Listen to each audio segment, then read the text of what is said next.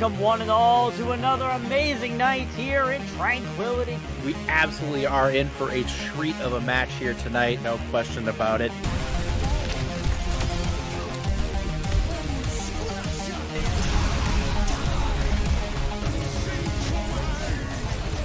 And the grenade from Pompu eliminate everybody on the field. Now between something as well is going to be applied as a death block from, and it's going to be huge, fighting 3. The double kill with the Bastion ulti? Alright, I see you guys.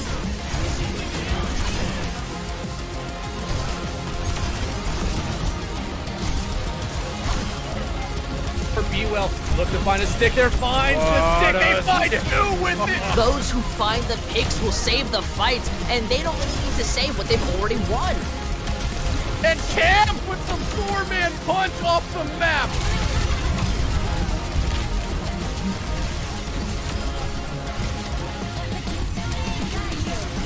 Experience tranquility. Hello everyone and welcome back to Tranquility Gaming for another awesome evening of Overwatch. I am Aliagator and I am joined by none other, the one and only, the man, the myth, the legend, Wistfall. Welcome. How are you doing on this fine Wednesday evening, my friend? I'm doing great, thank you. How are you? Glad to hear that. I am doing fantastic. I am very excited for this match that we have coming up. The Hivemind Halophytes against the Wyverns. You can see it up there on your screen. 2-6 record for the Halophytes, 4-4 for the Wyverns. Of course, they fell from the upper brackets following a 3-0 loss to the Fleet Angels. We had that 3 seed against that 6 seed. And now they are facing the Hivemind Halophytes. They were the number 12 seed coming into the playoffs. They beat the Hades team, the 13th seed, coming into the playoffs with a 3-1 count convincingly, but still, I think I want to say, Wistfall, that Wyverns are the favorites coming into this game, but I want to hear your thoughts. What do you expect today? What you think is going to happen? Yeah, I would agree. Wyverns, I'm very familiar with some of the players on that team. I've played for a couple teams within their organization, within Mythos. Also, a few friends of mine have played have played with these players, have played on this team. So, I actually know some of the players on this team this time around, which is great. Altair in particular, Altr, however you say, an absolute warlord on hitscan. Didn't You See Me as well, very talented player. I'm not as familiar with Hivemind Halophytes, I will have to admit, but from what I know of Wyverns, I do remember they pulled off a big upset earlier in the season against Amnesia, I believe it was. So I think they're in a pretty good position here, having been tested by upper bracket competition and playing in that upper bracket. They have somewhat of an advantage in that they have experience at a higher level in this playoff format. But that only matters so much in an elimination game, in a lower bracket game. It's all about who can take the win now here. Exactly. And, having that pressure of who is going to go home plays some weird mind tricks. Of course, you'd expect the Wyverns to be the winning. They won their first game against Just Better Inc. They have the 6th seed. That's 6 seeds higher than the Hivemind Halophytes. But the Halophytes have this experience already in the lower bracket. They have already played around here.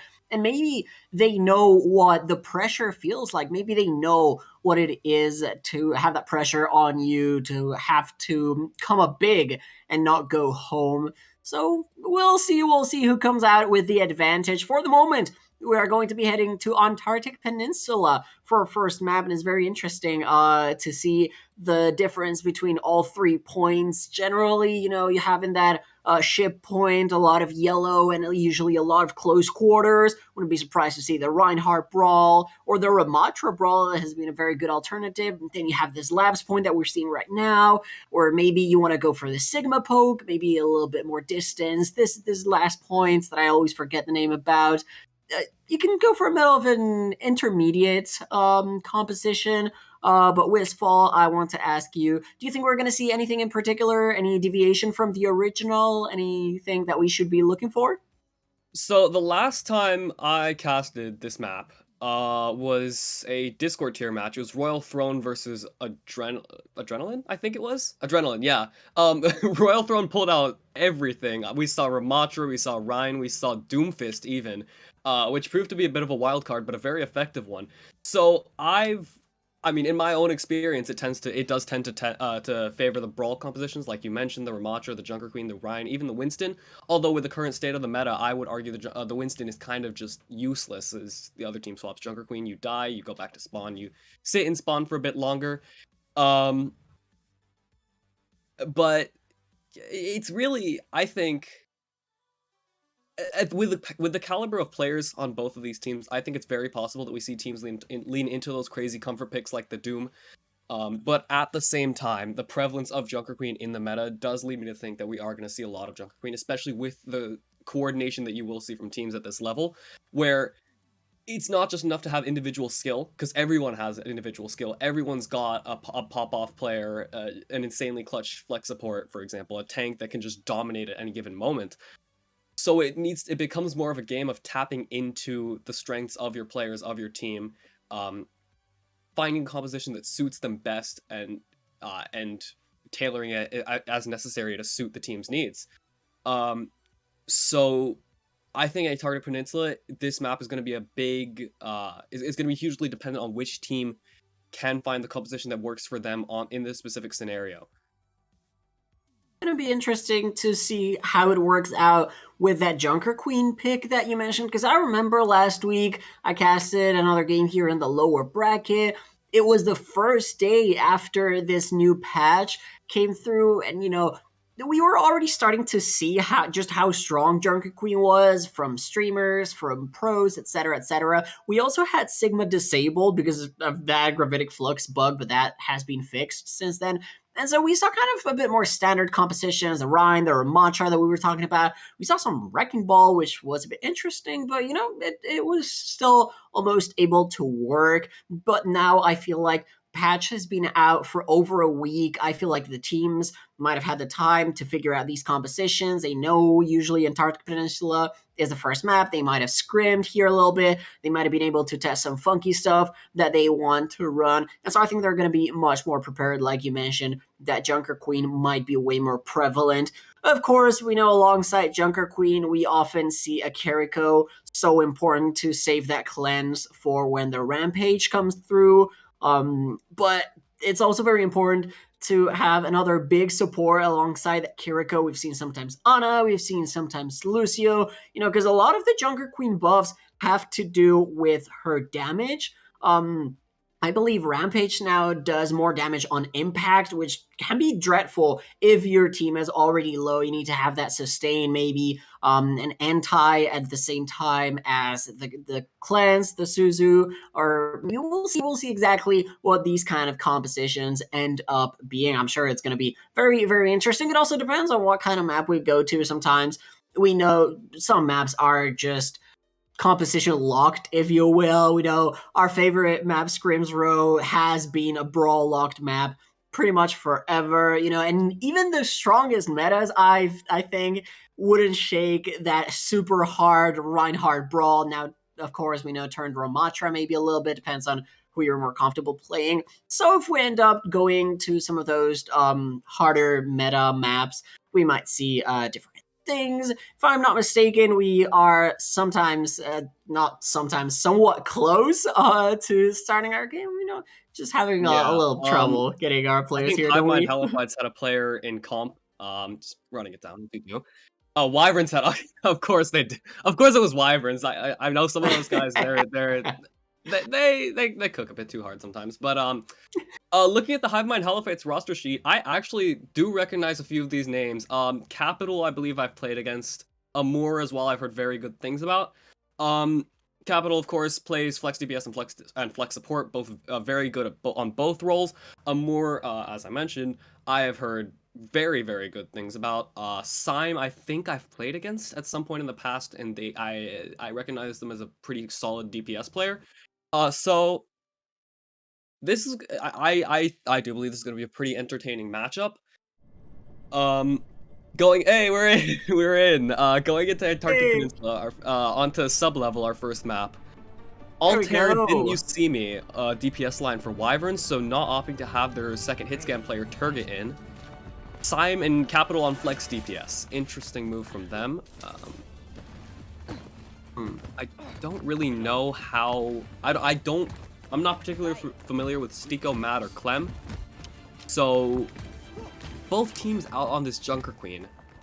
The only difference between the two being Altair on the Sojourn versus the Hanzo. How might that impact the game?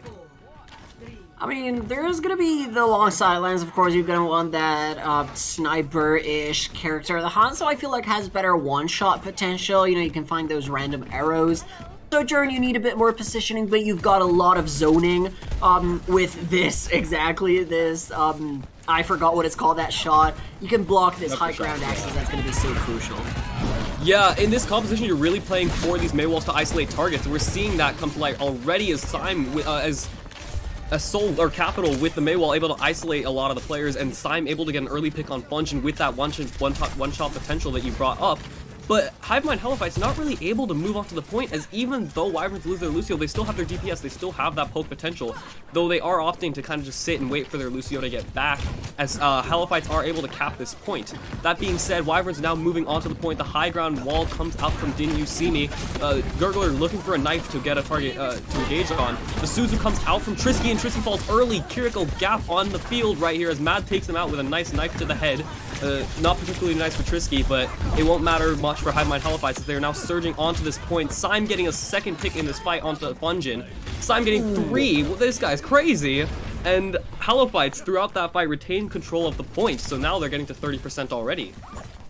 Yeah, and that's so important from Clem, right? They go down onto the point to touch just at the last moment when Wyverns are about to cap, and you look at that! Still getting picks now onto Altair. That's going to be a massive stall. I feel like the most important thing right here is that Wyverns, yes, they don't fully disengage because they know Fungin, the Lucio player, is going to be the fastest to get back. That's sort of the least impactful first pick that Halophytes could have found. But then, when they come back, they try to go into the point a bit too fast. It felt like without a game plan, and so they just get rolled. My thought is, when you lose a Lucio, you also kind of lose your engage. Like, yeah, you have the shout, but it's not really as consistent in how you can take your engages. The Blizzard coming out from Didn't You See Me, though. Gurgler takes out their opposite number in Soul on the Mei. Altair falls, though. Sime again getting picked. Sime's just taking over the lobby. What is this? Big 2 kills from them on the support line of Wyverns. Didn't You See Me takes them out eventually. But the numbers are heavily in favor of Hivemind Halophytes at the moment, though Trisky getting very low, looking to compound their Wyverns' misery further. Clem takes them out, and all this while, the points been climbing up in favor of the Halophytes. So now at 90% and climbing, the Rampage comes out from the Gurgler, but it gets nothing of value. Soul getting 2 picks on the Mei. Where did that come from? I didn't even realize they were back. Altair's Overclock comes out, but nothing much comes of it, as Soul takes them out. That's 3 in the fight now for them, or for him. Didn't You See Me falls, just trying to make something happen. Trisky as well, and the sound barrier from Fungin, and the Gurgler back on the Doomfist to touch. The rush from Mad comes out just to snowball even harder, and it will pay dividends as the Gurgler falls. And Hivemind Halophytes, just what a statement of a first map this is, coming out and really just blowing Wyverns away off the back of Sime's Hanzo, off the back of Mad being a very consistent presence on the Kiriko.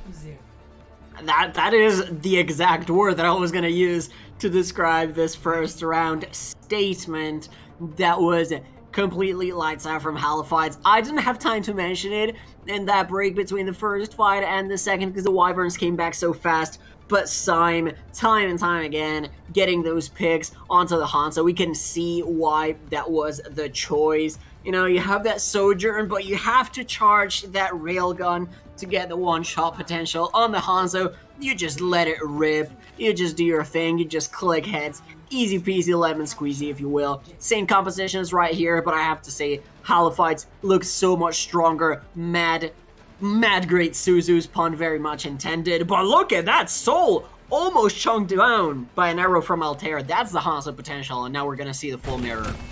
Yeah, I mean, it seems like Wyverns are just being out aggressive, though. Altair on the Hanzo showing that he can do it too, or that they can do it too. Now the duel on the point with the Junker Queens coming out. Trisky Suzu used early. Altair with another one. Is this just going to be the battle of the Hanzos? Altair getting two picks early on in that fight.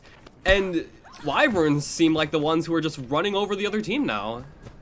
Yeah, and I have to say, Altair, good job in that fight. I was focused on Gurgler, though. That was a massive fight that they won against Styko. That Junker Queen v Junker Queen fight. It was very, very close. I feel like the support was a bit better on the side of Wyverns, though. Once your tank is down, it is very hard to come back, and it showed. Indeed it is, yeah, and we're seeing now the isolation onto the tank coming through from the side of Wyverns. This aggression's working out very well from them, but Syme gets a pick onto Altair. The Hanzo duel is well and truly alive, looking more like an anime battle at this point as Soul drops onto the low ground. Trisky and I was gonna say Didn't You See Me doing an excellent job of zoning him out, but Clem takes out Didn't You See Me. The Dragon Strike from Syme comes up. The Rampage as well from the Gurgler, getting an anti onto Stiko, who's dropped very, very low, but is still living in spite of it all. Trisky now dropping low, Spongin with the sound barrier just to try and establish momentum from Wyverns, but Clem is there at the exact moment that he pops it, responding with his own set, with the sound barrier of their own. The Gurgler though taking out Soul, Altair though taking out Syme. Clem gets one pick though on the Kiriko of Wyverns, putting the fight right back into the balance. The Dragon Strike from Altair comes out, but it finds nothing as Altair drops so very low, and there's no Suzu to bail them out as Trisky's already fallen. Then Rampage now from Stiko comes out, just pushing the momentum even further back into Hivemind Halophytes' favor. Though that being said, it's a similar scenario to the last point where the point percentage just keeps creeping up ever higher for Wyverns. That being said, it will not be 100-0 this time, as Stiko's Soul Clem getting picks to turn it right back into Hivemind Halophytes' control. Yeah, and now we have Syme on the Sojourn and Soul on the Tracer. Very, very different picks, and you see that. Syme, no matter what hero they're in, they're always going to be clicking heads. I was a bit concerned about Altair using the Dragon Strike so late in the fight. It seemed like it was lost, but they end up trading for the Rampage, which is one of the best, if not the single best ultimate in this type of composition. Another thing that I wanted to point out, Matt has been a little bit too early with the cleanse with that Suzu. That's why Styko still was antied from the Rampage, but look at that. Syme opens up the fight, then Styko gets Trisky. There is no way the Wyverns lose this. Another fight win for Halophytes just that easily. Yeah, I mean, Fun just jumped off the map. You can see he's just not getting anything there. I really like this Tracer swap from Capital, actually, as it allows Wyvern, or as it allows Halophytes to more effectively engage on target while eliminating an engaged target for Wyverns, where rather than the Mei, who you can kind of just walk on, you're going into a Tracer who can blink away, who can recall out of any danger. It kind of transforms the playing field a little bit. The rush now coming out from Mad, very, very well isolated, or very, very well zoned by Didn't You See Me. Now Syme getting very low on the flank, has to rotate out. The Suzu from Trisky comes out at the perfect time to counteract the Rampage from the Gurgler. Didn't You See Me's Blizzard now looking to turn this fight in favor of Wyverns, as it seems to be doing as Stiko falls. Soul just looking for something, anything on the outer edges of this point, but isn't able to find anything and has to retreat. Syme popping the overclock to try and get a pick here to maybe give his team a chance, but the shout from the Gurgler comes out, and Syme, so lonely on the point, is now going to be the target of the Gurgler's wrath. Falls rapidly to Trisky. Altair getting a big pick onto Soul. Clem is disheveled and disjointed and will soon fall. I guess not, but it doesn't really matter much, as Stiko, the only one on the point. The Dragon Strike comes out from Altair, a victory cry as Wyverns look to establish their control on this point and take it to a third sub-map on Antarctic Peninsula. Point of control, like you said, we're going to end up seeing. I don't like singling out specific players, but I'm just going to say that last fight once again. There's a Suzu that comes out late. Styko still antied as the fight is going on. So much damage being taken. No heals. Absolutely zero heals being received. Well, you know, technically still some heal received, but cut down by so many, it might as well be zero. The Gurgler also stepping up massively on that Junker Queen. In the first point, it felt like there was a bit of a tank gap, maybe main tank difference, you know, but in this point, we really saw that Junker Queen from Gurgler come out to play. Altair also stepping it up on the Hanzo. Now, once again, Hanzo Mei full mirror composition, no Ramatra, no Reinhardt. Junker Queen is the name of the game, even in this icebreaker point. Yeah, the aggression from Gurgler has been great. Altair, though, flying a little bit too close to the sun, trying to emulate his tank, and he gets burnt down for it instantly.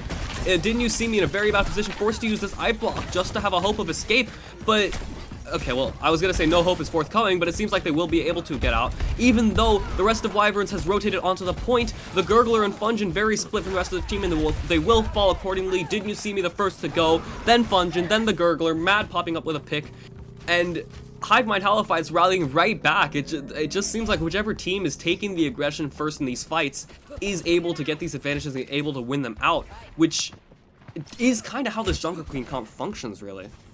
Yeah, and I guess that's magic of the hunt. So one shot, one loose arrow entirely wins you the fight, especially if you're taking the sniper on the other team as well. Something that I want to point out from the side of Wyverns is that they are very good at stalling and then dying when they have to. It's the fastest disengage that there is. That is allowing them to get so much time on the clock when they have the point and to stall so much when they don't. But if Halophytes keep getting the opening picks, look at that, the deadly combo from Syme and Styko, and now Clem getting 2. There's no stalling possible I'm with for a the 3K, Wyverns. looking like me out there on the Lucio. Very my. good work from Hivemind Halophytes as a whole, really leading into this aggressive style and playing it super cohesively, super well as a team, really, which is what you need in the Junker Queen matchup. You know, both teams coming up on ultimates. Wyvern's close to everything except really that Blizzard and that Dragon Strike, but Syme gonna pop his Dragon Strike first, and Fungin in a very bad position as Capital's just gonna walk onto them and take them out instantly. Soul now getting 2 picks, Altair falls, the sound barrier from Clem comes out, the Rampage from the Gurgler, but the overhealth from the sound barrier is just so big for the side of Hivemind Halophytes, as now it's just the Gurgler alone on the point, and he will fall accordingly. Matt again getting these final picks. We're more cleanup than anything, but Hivemind Halophytes as a whole are the ones going mad here. Yeah, it seems like a big disconnect from Wyverns between the Gurgler and the rest of the team, because we were seeing on screen that fight between the Junker Queens. It was going very heavily. Oh! It the Gurgler, but now Syme's crazy. Fungin. Syme's crazy. Syme is a warlord. It was already last fight territory for the Wyverns. This is map point, but now it's going to be so much harder. That Lucio, of course, gets back faster, but they're going to have to contest without their main support. This is dire straits for them.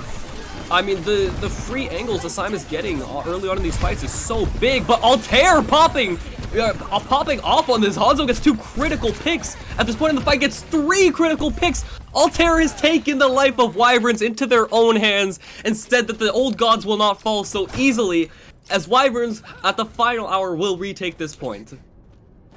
Yeah, better late than never. You know, it's a bit hard to watch the Halophytes get so close to triumphing, then just be taken away. But Syme once again against Trisky. Surely this has to be the fight win for the Halophytes. This is you would imagine so, with the Kiriko gone, but the Gurgler takes out Soul. That's a very big pick as well, because that ruins so much of the Junker Queen's isolation potential. They can't really run into a target without the Maywall to isolate, and Stiko, the Gurgler taking this momentum into his own hands, getting 3 picks, a big one onto Stiko early in the fight, and then just clean up from there on out, gets a 4K. And Wyverns somehow, even after losing Trisky, they come back into that fight. The Gurgler hits a huge rampage, and again, like you've been saying, these Suzus from Mad just a slight bit off, and it's costing them so greatly. Exactly, and what seemed like a sure victory from the Halophytes, now it's turning into a very much winnable scenario from the Wyverns if they are able to survive. Altair getting the opening pick onto Soul surely can help them do this.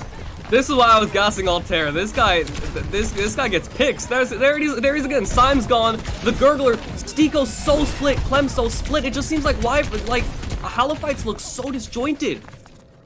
Exactly, it's the disjoint that we were seeing before between Wyverns, between Gurgler winning the fight against Styko. Now it is the other way around, the Junker Queen going in too deep from the Wyverns. It is last fight territory. I think we're going to see overtime right here. Someone has to touch.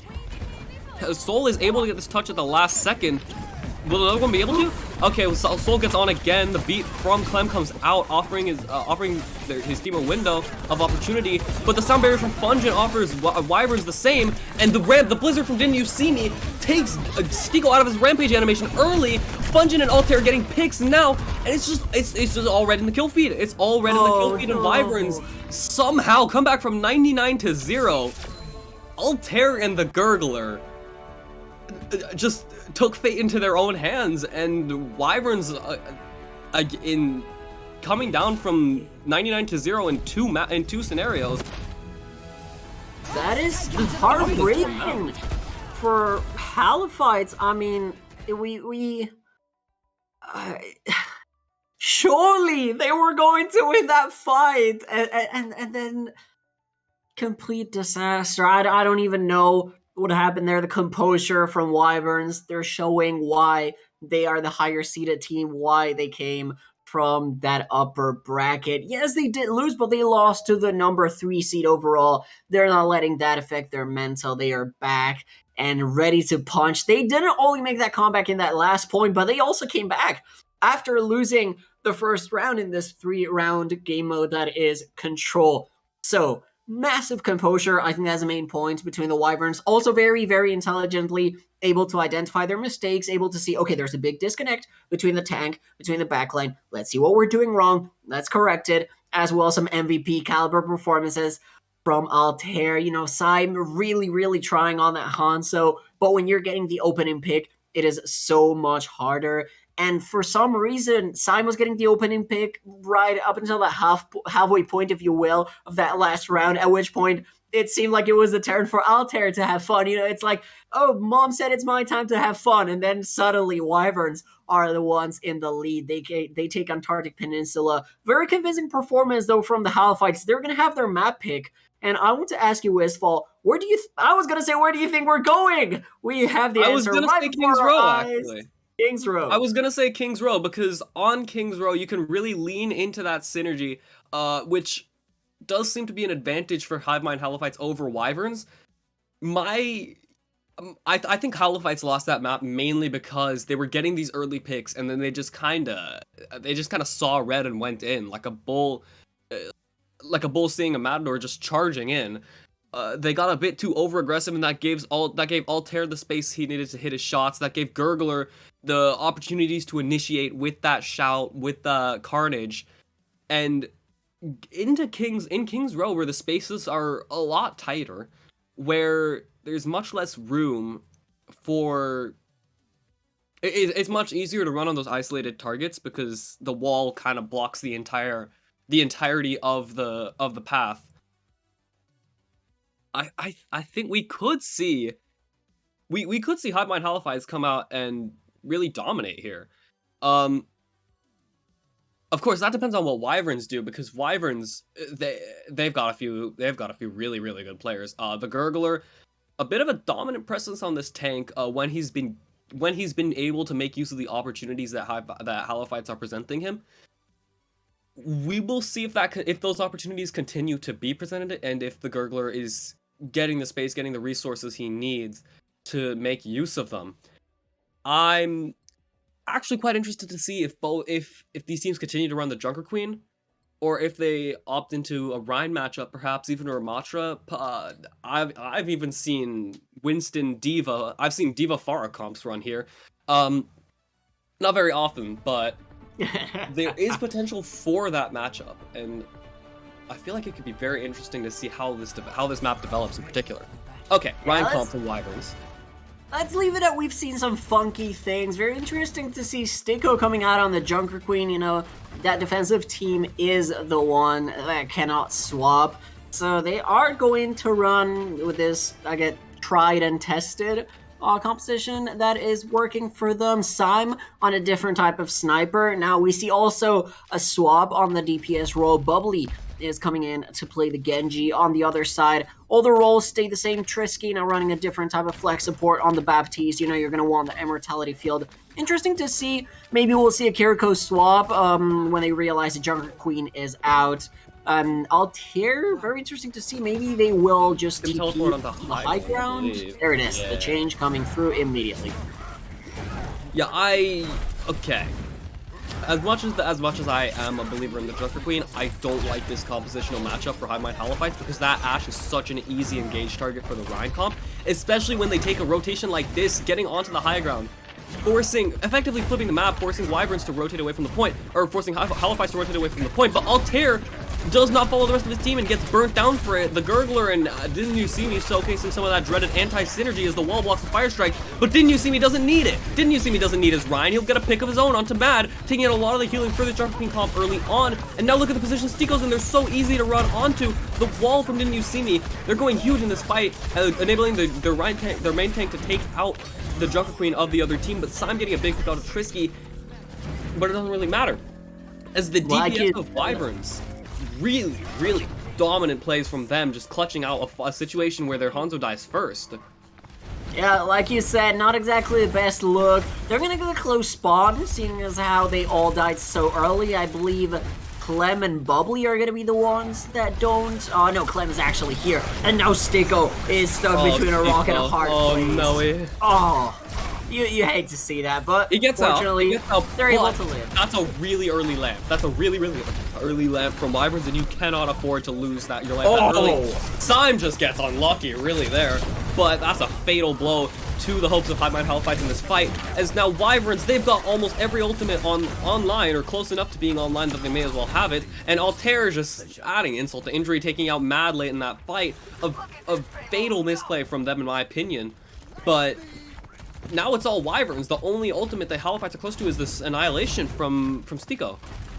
Yeah, and the mistake that we saw made Altair die in the first fight is that they were left behind. You know, you can kind of understand if the whole team, the whole enemy team is focused on your tank, on the bulk, you can stay behind as a sniper, but now they stay close, and that is their win condition. The main wall does block the Baptiste amplification matrix, but there is so much damage. Those fire strikes are going to be so powerful, and the Shatter is here, and Sticko is dead immediately. Sticko just gets melted by that Shatter. You can't even blame Mad for that. That's just extremely aggressive, just pure alpha gameplay from the Gurgler out right here. And that's a 4K. That's just a casual 4K as Wyverns, 5 minutes on the clock. Look at how far ahead they're pushing. They are beaming with confidence. They know they are doing well. Sim is going Bastion. The mindset has been boomed. The Hivemind Halophytes have been officially boomed. The Bastion is out. I'm sorry, but all respect goes out the window. And speaking of out goes the window, there it is. Oh, the Blizzard. The Blizzard from Didn't You See Me is fantastic. The Blizzard from Didn't You See Me, but the Annihilation and the Maywall from Hivemind Halophytes are excellent, offering them so much momentum as Trisky falls, as the Gurgler falls. Altair's Dragon Strike only gets one. And that one isn't really going to be much more than a consolation, as Bubbly, making their first real imprint on this series, getting a 3K there. Okay, that's just unnecessary. I mean, Wyverns have 4.5 minutes on the clock. I don't know if you want to be teabagging this early, but they are very close to that Blizzard, which could be a big fight turner for them. Exactly, and the Gurgler is going to have to save Shatter here unless they see a win condition, because aside from that, nothing is really anywhere near. The sound barrier, though, does come out, and Sim goes down. That was the main focal point of the aggression of Gurgler. I feel like this is just like that meme, the Soy Boy versus the Chad, the Soy Boy Bastion versus the Giga Chad Hammer Reinhardt, just swinging. I'm just trying to be Fleta, okay. Okay, he couldn't be Fleta. He is 1/4 of Fleta. He is develop on the Widowmaker there. They can't even touch. They can't even touch. I mean, Hivemind Halophytes just look. What was that? So like, not even blindsided. They're just getting walked all over by the Gurgler on this Reinhardt. This aggression from Wyverns has just blown them away. It's just fully blown them away like a leaf in the wind, and like a plastic bag drifting through the wind, if you would. But oh no, Hivemind Halophytes, they do not look like a firework. They look damp. They look beaten down. The onus really is on them to respond now, I feel. Oh, most definitely. And I feel like you mentioned it at the very beginning, it feels like a compositional difference. Once again sticking to the Ramatra. I want to say they're probably not comfortable on that Reinhardt because it seems like it is the best opportunity right now. Bubbly as well, It seems like they were brought in with a very specific game plan. Force the Genji, try to get that Genji Junker Queen composition to work. But when it doesn't, what is the plan? Soul looked like a very, very good Mei. Bubbly, not so much so.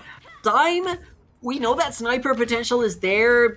You kind of wonder why Widowmaker wasn't here earlier. Now going to go for that shot off the spawn. Bubbly sticking on the Pharah that you said maybe we would see. Matt and Clem still staying on those same supports. For the side of Wyverns, if it ain't broke, why fix it? No need to fix it. It's going to be the exact same thing. They're going to keep playing that brawl up close. Bubbly going over to the Hanzo. Sime is maybe going to go for a compositional change. It remains to be seen. For what is going on? Sime on the Hanzo and Bubbly on the Mei. I think it's what you want to see, isn't it? It's the other way around though. It's Simon Mei, Bubbly, Hanzo. But either way, I feel like it's just a compositional difference.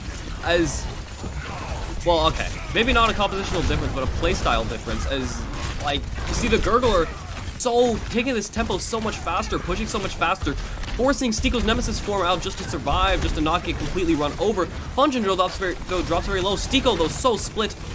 The wall from Sime comes out onto the Gurgler, a very good one if I do say so myself, and the Gurgler will fall, perhaps flying too close to the sun, getting a bit too high off of his own, off of what he was cooking, and he will fall for it, really, but Wyvern's very likely to be able to get this late re-engage onto the points. Here we see why maybe Halophytes wanted to run Sime on the Mei, maybe aside from the fact that Bubbly had already taken the Hanzo, but it is the best player on the highest impact hero, but Fungin has already taken Stiko, so maybe it is a retreat. It is going to be a retreat indeed, aside from the Blizzard, from the Halophytes. They want to re-engage? It looks like it's paying dividends as Trisky gets split out there. Take it out, Sime gets 2, the Shadow from the Gurgler comes in, but it's absolutely, it hits air. Fungin is dead, so no sound barrier on the side of Wyverns. And Hivemind Halophytes come roaring back into this fight. Less time for Wyverns, or less time for them than for Wyverns on this initial take, but Hivemind Halophytes showing signs of life. Yeah, and I was going to talk about this. Sime, they've seen that the highest impact hero is the main. Maybe like we said, Bubbly had already taken the Hanzo, there was no time to switch back, but it seems like it's working. Sime clearly the best player for the Hivemind right now on the highest impact hero. Stiko as well, very much improved on the Ramatra, and it's clearly showing, but still, very good stuff. And a lot of hits for the Wyverns, but ultimately, Matt, when you're getting wrecked by Sime. The Dragon Strike from Bubbly as well there. Very, very, nice. Very good. Very done from them to get 2 big picks. However, Wyverns with 3 ults in this fight to just the 1 of Hivemind Halophytes, as they only have the Annihilation from Stiko, which can be good in taking momentum in these fights. But again, Wyverns have the sound barrier to counteract it. They have the Mei, they have the Mei wall, they have the Blizzard to split off Stiko. And the Blizzard will be cast first, as will the Dragon Strike, looking to freeze the target and just blow them up with the damage from the Dragon Strike. But no such result shall be forthcoming as Stiko's Annihilation comes out. The lamp as well from Mad, but it's burst down, and Mad flies too close to the sun, gets burnt instantly by the Gurgler. Didn't you see me? A big pick on a Bubbly, so even though Fungin falls, Wyverns have an advantage here, and they are looking to capitalize on it as Stiko falls to Trisky, who has been a bit of a highlight for Wyverns on this Baptiste. Yeah, definitely doing the silent carry role over there in the backline. Didn't you see me as well? Very proficient on the Mei. You've got a question on that Annihilation investment from Stiko. Maybe they didn't realize it was the only ultimate. Maybe they were a bit disjointed from the team. Anyway, good defensive push from Wyverns, but now the ultimate battle is going to be very close. Yeah, it is. It's is it? I mean, Halophytes have beaten the Blizzard coming up. Bubbly though getting a big pick onto Trisky, taking the Baptiste. So much of the healing for this Reinhardt composition out of the fight. They can't even make use of that window. They just have to sit in this corner and wait for the inevitable push from Halophytes, which is going to come now with the speed engage from Clem, from Stiko. The Mei wall now from Sime as well. The Blizzard cast it later in this fight. Sime falls, but Mad and Clem, the supports of Hivemind Halophytes, showing their DPS how to do their jobs as they get 2 picks of their own. Stiko now taking out Didn't You See Me, and Hivemind Halophytes, they're beaten, they're bruised, they're battered, but they cap the second point of King's Row. they are somehow finding a way to win these fights. But even if they cap, look at that. Already when they got the third checkpoint, they had less time than what the Wyverns captured with. That was a dominant performance. We are not going to see that again. The Gurgler, though, died while shattering. I think that shattered maybe their mental, forced to move over to the Ramatra. And here's the engagement from Didn't You See Me? The Eyes Wall from the May is broken immediately. And Gurgler is just going punch for punch for punch. Altair just has to let that arrow rip onto Clem, but they do go down to the Dragon Strike from Bubbly. Yeah, I mean, Clem Ajax is there, which is really bad for Hivemind Halophytes. Bubbly getting taken out with the do trade out their opposite number and Altair earlier on. Trisky, though, takes out their opposite number and Mad. And what? Wyverns, yeah, I mean, you needed that beat to go off there. You just needed that beat to go off, I think. I didn't catch that. Thankfully, between the brains and the brawn, you are the brains, you are the brawn. And Altair is the sniper. Clean headshot of Bubbly. Now that's going to add a bit to the timer. And the ultimate economy, we said it was maybe a bit up for discussion between the two teams. It's clearly now in favor of Wyverns. 2 already online, 3 more almost there. Yeah, the window comes out from Mad, but Altair's Dragon Strike meaning that they can get that she can get so little use out of it. As look at that, I mean, Stico has to push, but he's burnt down instantly. As Mad, being isolated from LOS of her own window by the Dragon Strike, isn't really able to get value out of it, and is now Sime falls over. Gurgler pushing that Nemesis for him to shove it down even further, and Trisky getting a pick on a Bubbly. Wyverns now looking rock solid. As they've firmly reestablished momentum here now. Yeah, it's something that I'm curious why the Halophytes haven't been doing. Every time Stico gets stuck behind a Maywall from Didn't You See Me, no one is breaking it. No one is making sure that that player gets the healing that they deserve. And that is costing them a lot of the time, and Altair is just doing Altair things. I mean, the Annihilation from Stico comes in, but look at how far forward they are relative to the rest of their team. It's the Gurgler, and it's the Gurgler sub-level syndrome, except this time, the Gurgler is the one taking the advantage and dominating. And now Hivemind Halophytes, a minute left on the clock, they just look just disheveled. They look like they've... Oh, look at this set. Wyverns is just cooking with everything you could think of. Wyverns is cooking with some arcane flame found from an underground dungeon that's been around since like the 2nd century, and now the Dragon Strike, the Blizzard from, or the Dragon Strike from Bubbly, but the Blizzard from Didn't You See Me, just so much more aggressive, so much faster, so much further forward, directly into the backline of Hivemind Halophytes, and they just can't cope, they just can't compete. Didn't You See Me putting on an absolute clinic on this May. Trisky as well, I think has been flying under the radar as a dominant presence in this lobby on the Baptiste. Hivemind Halophytes now dropping down to 20 seconds, down to 15 seconds. Sime onto the Widowmaker for a pick. Bubbly onto the Sparrow looking maybe for a boop, but no such picks will be coming. I say that, but Stico gets 2. Sime, what? Simon is actually the... I said Sime was developed on this Widowmaker earlier on, but it looks like they've become Fleta now, in a way, getting 2 picks to offer a window of hope for Hivemind Halophytes, though they are going to be in overtime. I mean, anything's possible in this scenario, really. Trisky swapping onto the Kiriko, perhaps their faster retouch. Altair, what is it with these clutch Widowmaker picks? They're just trying to cook, but Sime is the one cooking harder. Sime is Heisenberg, Sime is Walter White. Sime is the one who knocks us, even though Altair is able to get this pick onto Clem. To pick onto Bubbly, but the momentum is so far in favor of Hivemind Halophytes as Wyverns just in despair there, as Halophytes at the very last moment able to pull through, able to cap in overtime, able to put themselves most importantly in a position to draw the map. Yeah, but you said it crucially. It is only a draw that they can achieve. They are not going to come out of this map at a 1-1 in this series. They are going to be losing no matter what. Now the question is, are they going to be able to survive for almost 4 minutes and not find themselves at a 2-0? With the way Wyverns have been playing, I don't think so, but maybe the hero plays from Stico. Maybe we can find something from Sime as well, going over to the Widowmaker, trying to find, like you said, those hero picks. But still, the Wyverns have so much time. It's genuinely absurd. They can just reset and reset and reset, and the moment they get one pick, everything is going to snowball. If Altair gets one with the sniper, there is nothing that the Halophytes can do to get back fast unless it's Clem, and even still, that respawn timer is going to hurt them massively. The Gurgler, once again, going back to this Junker Queen pick, the comfort composition that they ran in the first map that gave them the victory.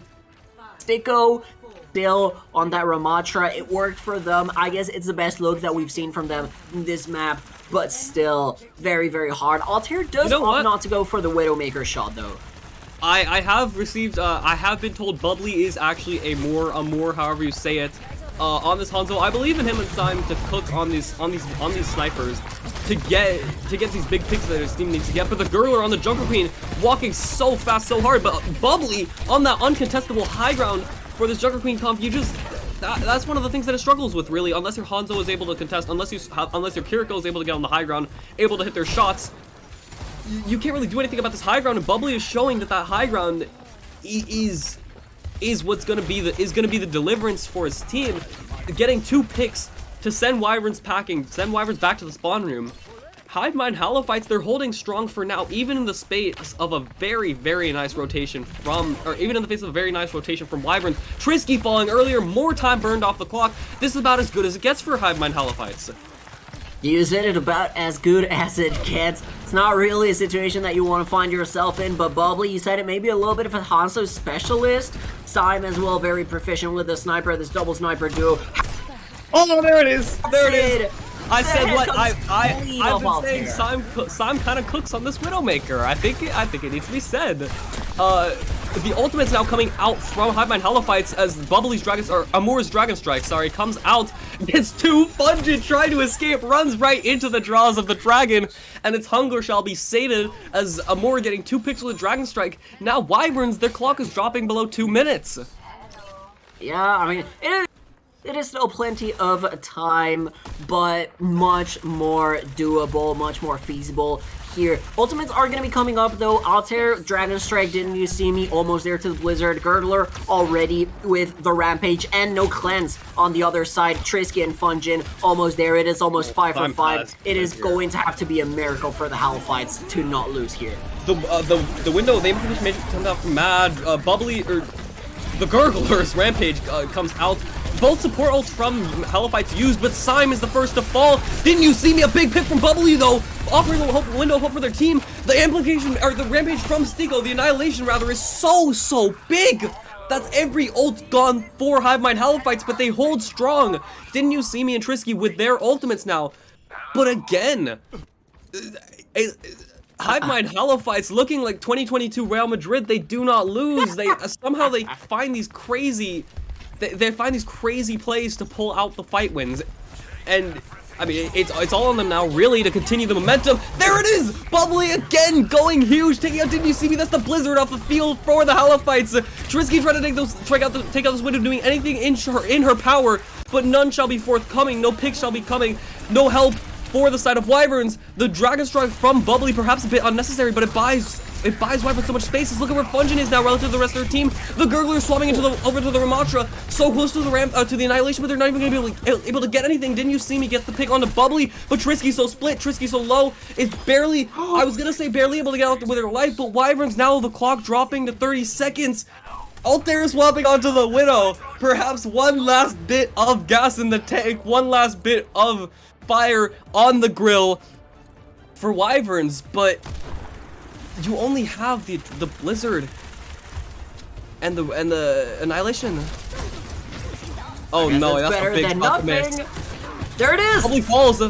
Sim's dead to the Sojourn here, surely. Altair at the final hours. Wyverns come through with the picks. The Gurgler just pulling it out, dominating at the very, very last minute. Again, it's these acts of heroism in the dying embers of a push, in the dying embers of a round. And just like Real Madrid, like you said, they look like Real Madrid earlier, completely unbeatable, but just like Real Madrid this year, they thought that they had a better team, and then they just got clapped at the very end.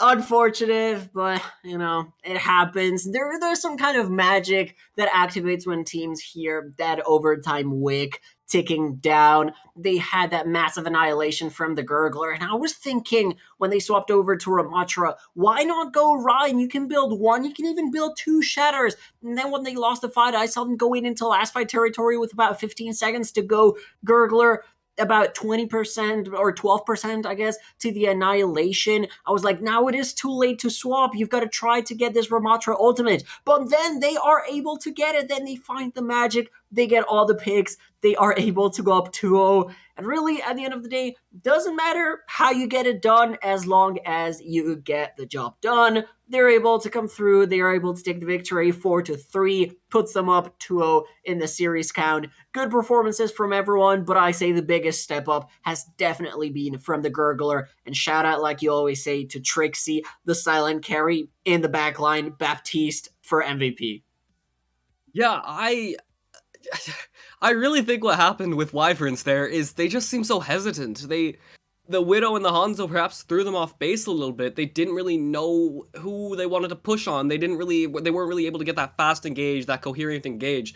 They weren't able to use their cooldowns to split targets off until the very last fight, where Didn't You See Me with the Blizzard, the Gurgler with the Rampage. They don't have time. They just have to go, go, go, and that's exactly what they did. That's what you have to do on this Ramattra comp. The spirit of Pep Guardiola in that moment perhaps possessing the Gurgler, and the once more leading into that Real Madrid composition, Hivemind Halophytes just kind of run over as Real Madrid were today.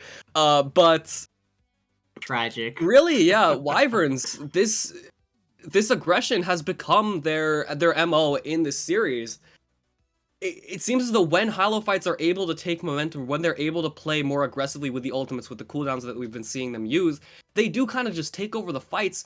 But when Wyverns are able to, the same occurs, and it seems as though I think Wyverns just, when they get that aggression, they just don't let go. Like we saw it on Halophytes' defense, they only won one fight, and I think a big part of that is Wyverns. You're seeing that when they take that aggro, when they win these fights, they're able to more coherently channel the momentum, channel the ultimates that they're building up. They're able to use them more effectively, where it seems as Halophytes are just a bit more hesitant when they're using those abilities. They're acting a bit slower. They're letting Wyverns get into those positions to act first, and letting them act first, which is really what's been for a lot of the match. The exception being, of course, Halophytes' second defense, where Wyverns just got, or where Syme or Moore or Bubbly were just able to get those crazy picks out of nowhere, kind of scuppering Wyverns' momentum. It is really just a tug of war between these two teams, I think.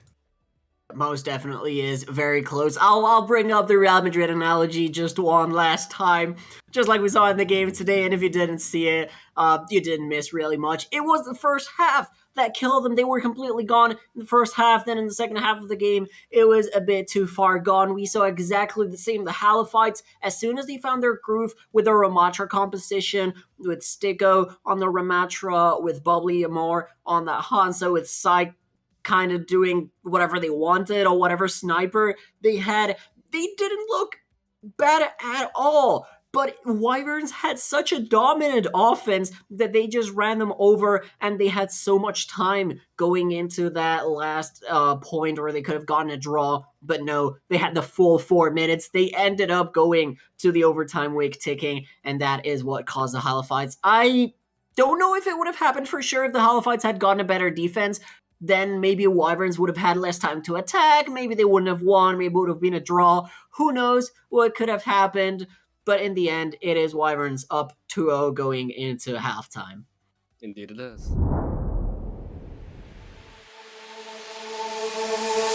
You don't need an invitation. I already know what you're saying. I love a little conversations. And I don't want you to go changing. Cause girl, you're just so comfortable. Girl, you're just so comfortable. Girl, you're just so comfortable.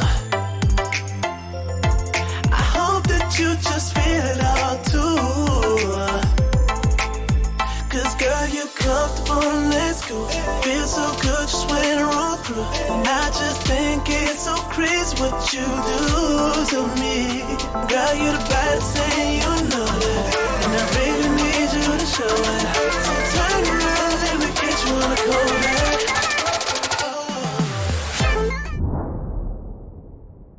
Hello everyone, welcome to the Tranquility Trans Tier game halftime show. We've got a great match between Hivemind, Halophytes, and Wyverns today. Today on the Analyst test, we got me, Bernie, we got Bubbawyatt, and we have special edition live camera Dabmaster 66. Oh, what's up, squad? It's me.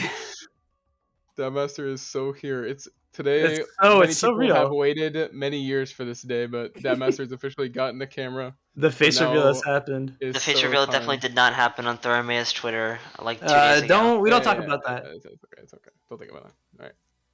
All right. That did not happen. So far we've had a really good match between Halophytes and Wyverns, but right now it looks like Wyverns just getting the better of Halophytes. The Halophytes have done a really good job, kind of whenever they're down, getting back a lead. And then one player I really want to point out from Halophytes is Syme. Looks like going into these fights that are just really unwinnable, maybe they have a big ult deficit or they have to push into a really rough choke, he's just finding picks on the Hanzo or finding crazy 4Ks with the May Blizzard, which is a character that we really don't see Syme on that often. Usually we see him on the Widow or other hitscan characters. Any other thoughts from Dab or Bubba? I mean, I kind of like the Jungle Queen from the Gurgler right now. The Gurgler is kind of going crazy. It's just a lot of value being put out here, and you can see with the amount of like the speed at which he farms ults, just in general, is just crazy. As well as like those perfectly timed shouts, those knives, those axes that he's using. It's just really good gameplay from him. Yeah, for sure. Agreed. I'm happy to see Syme on these other characters as well, like the Hanzo and the Mei we saw last map. Widow one trick. Yeah, he's beating the Widow one trick allegations and he's doing it very well, I think. For sure. I really like this taste from him. All right, so we're going to go ahead and get now into the gameplay. We're going to look at this last point here. So Halophytes were up 99 to 11%, end up losing it. We can see here we've got a big ult advantage going into this fight. We have 3 ults to coming up on 3 ults, but really Queen ult is such a powerful ult that really you can say they have a pretty nice advantage here with Rush and Queen ult. And Wyverns do a really beautiful play here, and it looks pretty well planned, and I think that Halophytes fall right into it.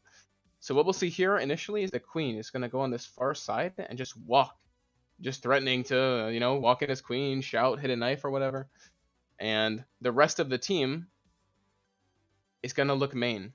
And what this caused to happen is Syme, playing Hanzo, of course, wants to be away from this Queen and wants to try to find picks on the Kryy or on the enemy Hanzo. So he's going to, of course, try to play range. But what we'll see happen here is this pinching force from the backline here just gets on Syme almost immediately. And there's really nothing for Halophytes to do once Syme is dead.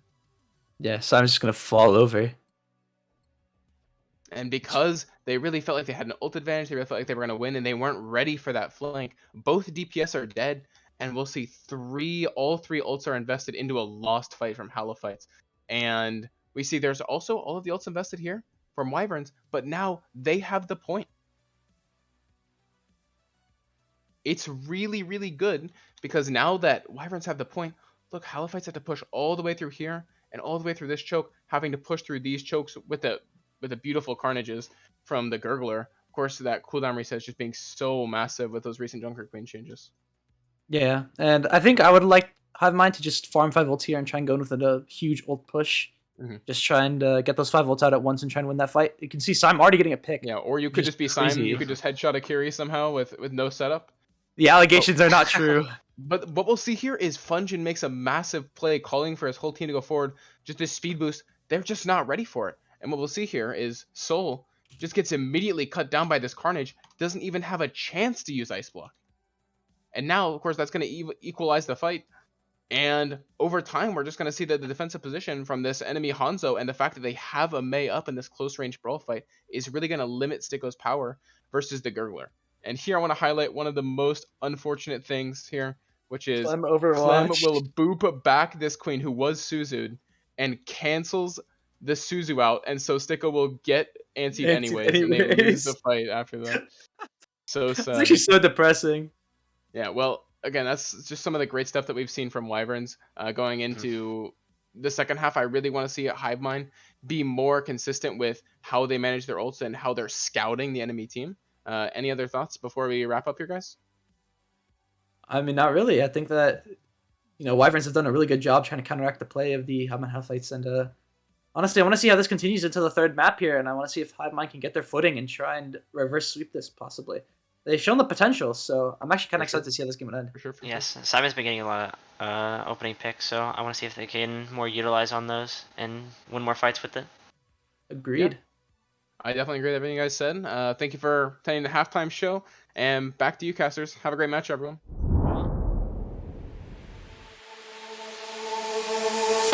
You don't need an invitation. I already know what you're saying. I love a little conversations.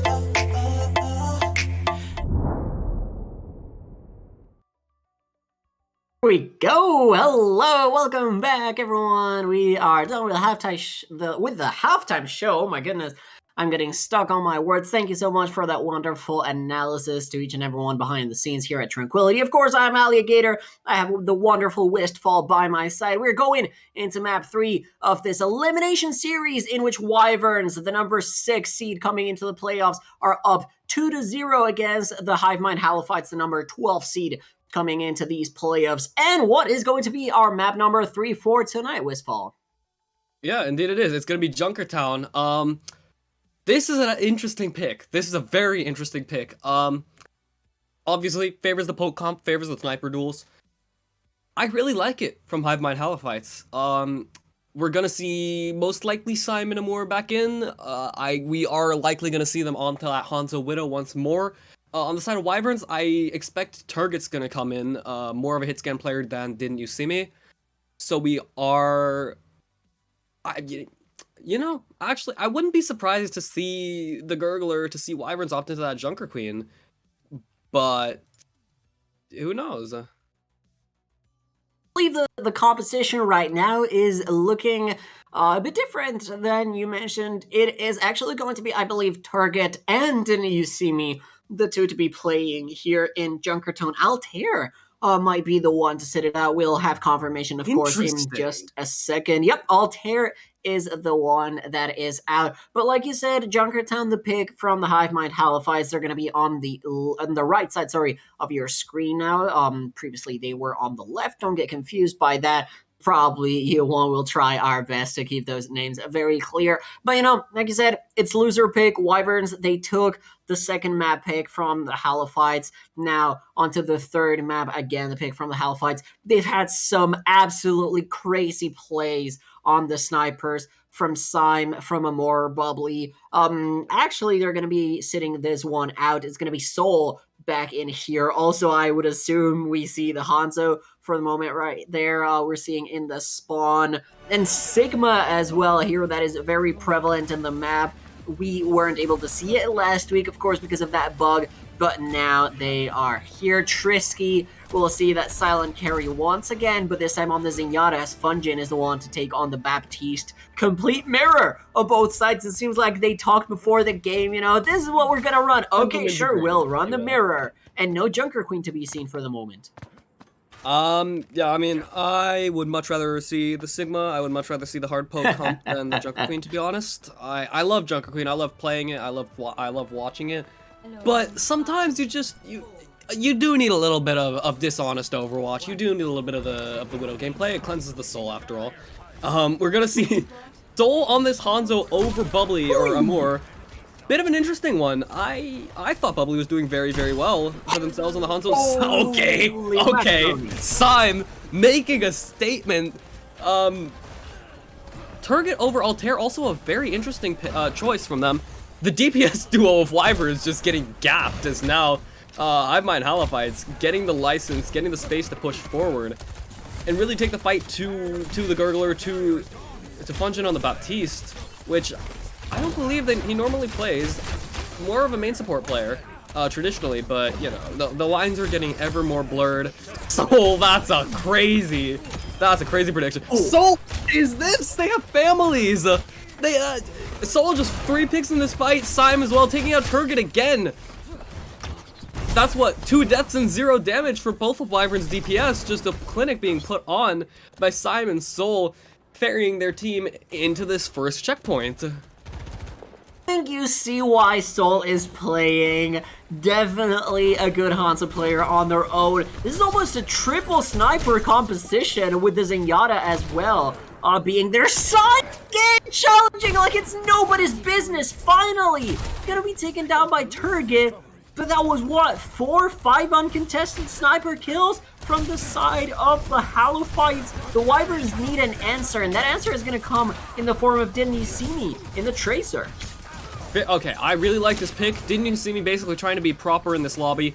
Maybe not as much of the hard carry potential, but the harassment of the backline, the denial of the Sigma's ability, the Sigma to take space, forcing the backline to use resources for themselves, forcing them to hold up a bit and keep each other alive rather than just opting to this duel. Soul, though, dropping very low.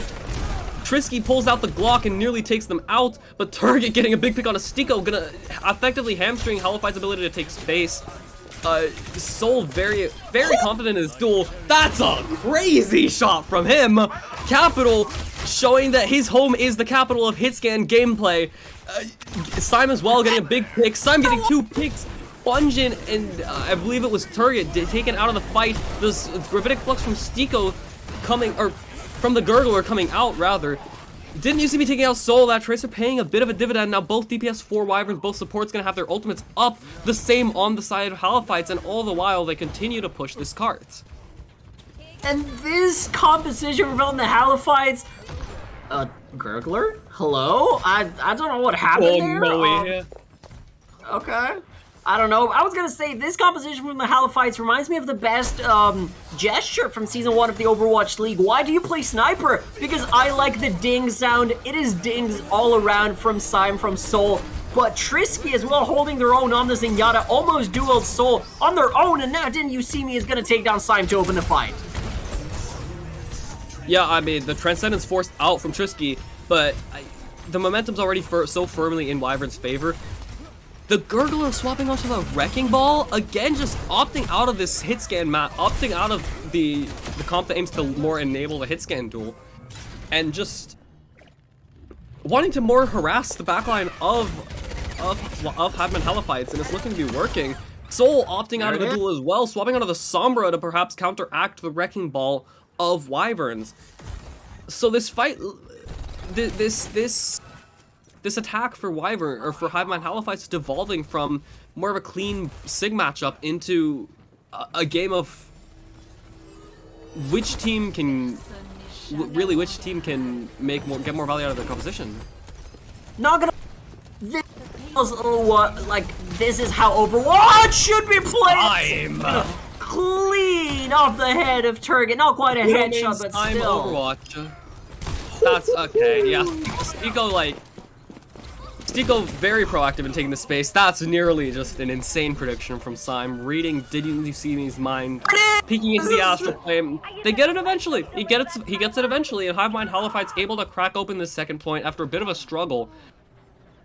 And yeah, and Turget answers back, taking out Sim. So now, without the Hanzo to get those sniper kills, this fight becomes a lot harder for Hivemind Halophytes as you lose your main method of opening up space with those picks. Trisky swapping onto the Ana carry off of the Bap Zed. I like that switch from Wyverns. Leading more into the dive composition here. The EMP from Soul comes out, Turget falls, but so does a Gurgler, traded out for his audacity in playing the Wrecking Ball still. Stico with this gravitic flux could look to turn the fate of the fight, to give Hivemind Halophytes a lot more time, a lot more space to push this car uninterrupted. Soul onto the Tracer nearly gets... What was that from Didn't You See Me? The mines from Gurgler coming out, taking out Mad on the Zenyatta. No, not able to get up to that Transcendence in time. Sim to get on the Widowmaker, getting a pick on the Fungin. So again, a lot of the healing for Wyvern's gone, but Clem falls, so the same scenario will be true for Hivemind Halophytes, and the Gurgler able to get optimal value out of it. Out of the scenario, getting 2 picks, and Didn't You See Me with the excellent Tracer follow-up. The Gurgler looking to go back to spawn and switch, perhaps. Nope. Never mind. Not quite gonna happen. see if I can finally get the chance to save these two teams stop fighting for a moment. I feel like this is what proper Overwatch should look like. You know, you swap, I'll swap to counter you, and then I'll counter swap again, and we're seeing a battle of the wits here. For the moment, Wyverns doing a good job of holding on the defense. Soul forced off that Sombra, and then you see me almost one clipped in the Tracer v Tracer battle. Also looking into the backline for a Pulse Bomb, but they have the peace of mind to say, okay, fight is won, we don't need it, let's back off, because it's a very important ultimate to have. And speaking of important, look at that Sleep Dart Sticko! Oh, gets slept out of the Gravitic Flux, Trisky does go down, but that is a massive ultimate that has been denied by the Wyverns. Yeah, I mean, that's really, really big from them. Sticko now out in no man's land as the momentum is firmly transitioned into their favor, though they're not really getting any more picks to follow up on. That being said, Sticko does fall, so I guess I'm eating my words now. Clem drops very low, barely able to get out. As Sime with that Widowmaker able to apply enough pressure. The threat of the Widowmaker able to keep Didn't You See Me from pushing very much further, but the card now drops to 1 minute, or the clock now drops to 1 minute. Hivemind Halophytes. They need to get this card around this corner. The pulse came out from Soul, but it didn't get anything. And look at these mines from Gurgler. It is one of 4 ultimates online. There is so much power to stall here. Someone is pushing the card though. Hello? Is anyone going to come back here? Okay. Didn't You See Me? It's going to be there, and Gurgler getting the pick, and now with the mines out, Matt already used Transcendence, so there's gonna be no way to break them. Turget also gets 2. The supports are gone now, just 30 seconds left on the clock. The card almost being pushed by Soul. It's going to get Didn't You See Me? But Fungin deletes them, and now, in the dying seconds, what do the Halophytes have here? Yeah, it's all or nothing now for Hivemind Halophytes. Sticko swapped onto that Diva, Clem onto the Lucio, Matt onto the Kiriko, opting into more of this counter dive brawl comp, making it both harder for the ball to get value, and also easier for Sticko to get onto the supports of Wyverns. They are just looking to take heart as Sime's sort of holding the fort down, but he's already being pressured out by the Tracer of Didn't You See Me, an absolute warlord in the lobby, a bit of a server admin even, the Gurgler as well, coming into his own, taking out Sime early in this fight. Turget falls though, good trade from Sticko. Mad gets a big beat on Didn't You See Me, but Clem has fallen for the side of Hivemind Halophytes, so now it's just Mad on this Kiriko to be the only source of healing. The Wyverns shall have none of that, as Didn't You See Me, or as Sticko takes out Fungin, Sticko takes out Gurgler with a bomb, and at the in the dying embers at the very last moment, Hivemind Halophytes able to finish the map. I mean, what an effort for them to get back into it. I feel bad for the Gurgler right there at the end when you're contesting as a Wrecking Ball, as a Lucio, whatever, and the Diva gets their ultimate, puts the bomb, sits it right on top of the card. There's absolutely nothing you can do, especially when the rest of your team is dead like this situation. There is no escape. You know you're gonna die. You know they're going to cap, and still you have to go through it. But I like what I saw from the Wyverns. Good defense. I like the swap from the Gurgler onto the Wrecking Ball. It really worked. Maybe not so much so at the end against the Halophytes compositional swaps, but still I think the Wyverns are showing why they are leading in this series, why they are the better team. We're seeing some funky stuff in Spawn, but you know, Spawn be Spawn.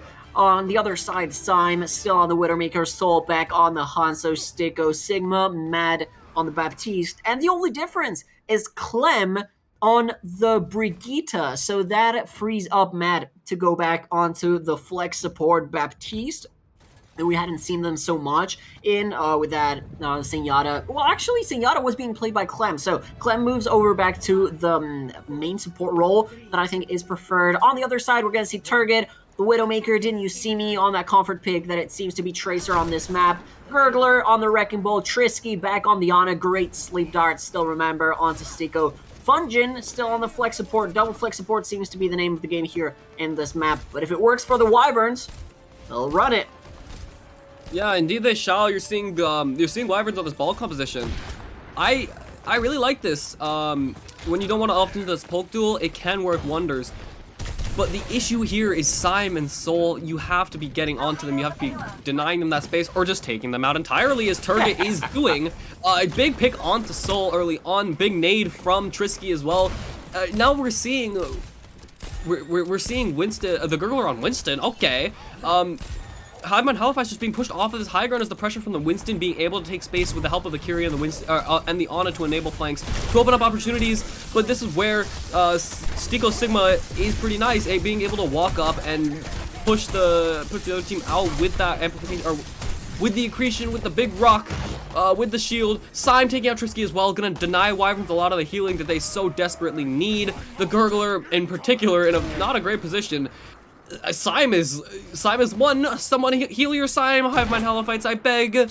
Soul swapping onto the Tracer, getting a pick on Gurgler, getting another one onto Funge, Soul a bit of a warlord on this character. Maybe he's the propper that this Loppy needed so badly. Dropping very low, but he will be able to live. Never mind, Tristan. Not anymore.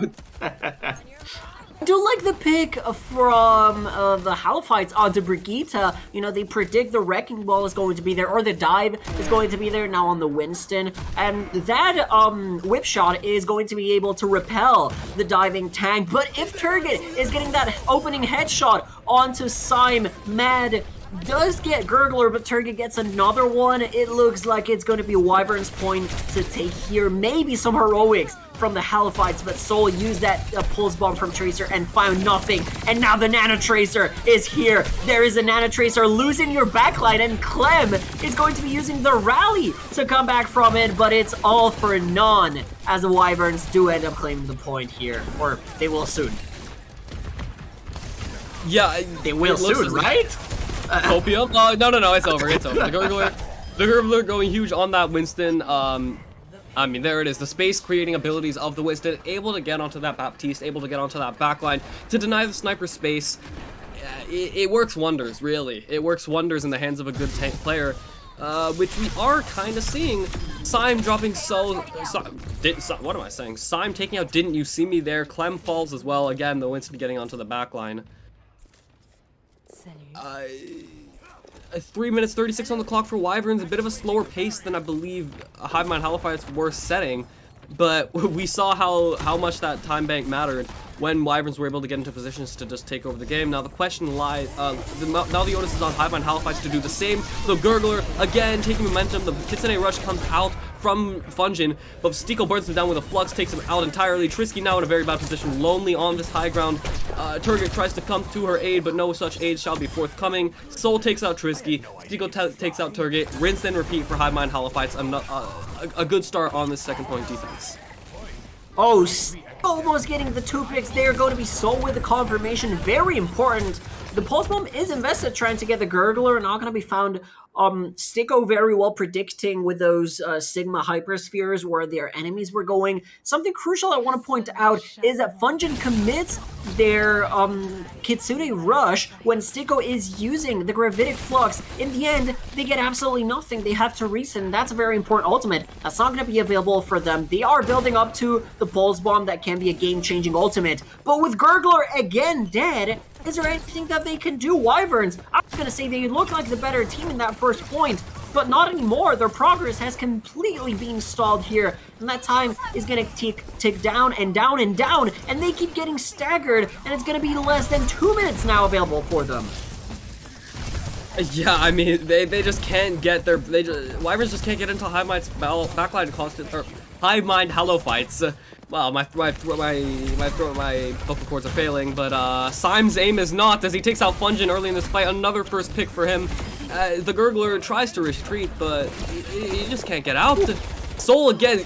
Wow, okay. Soul and Stico so aggressive here. Like, Soul! What? This guy's crazy. This guy's crazy. This guy needs to be stopped. Oh my. Now this Tracer is really putting in the work, and didn't you see me? There's not a DPS and there's not a Tracer gap. There is a Tracer canyon. Soul, you brought up proper earlier in the series, in this map. Soul is doing whatever they want. Finally, Trisky to be the one to take them down, but the space they generated allowed Stico to get a pick, and that is going to perpetuate this defensive push, from the Halophytes closer and closer to the spawn of the Wyverns, but maybe the Gurgler has something to say about it with a nano boost. Yeah, great investment from Trisky there onto the Winston to finally get that dive off that they so desperately needed.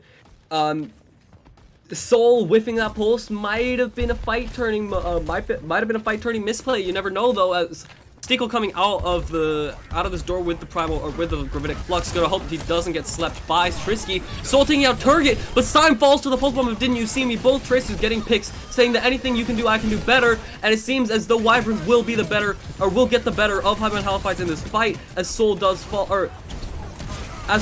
again. The Gurgler taking out Mad, and I mean, Wyverns, it's a 2v5 for Hivemind Halophytes. Wyverns at long last able to cap up this second point.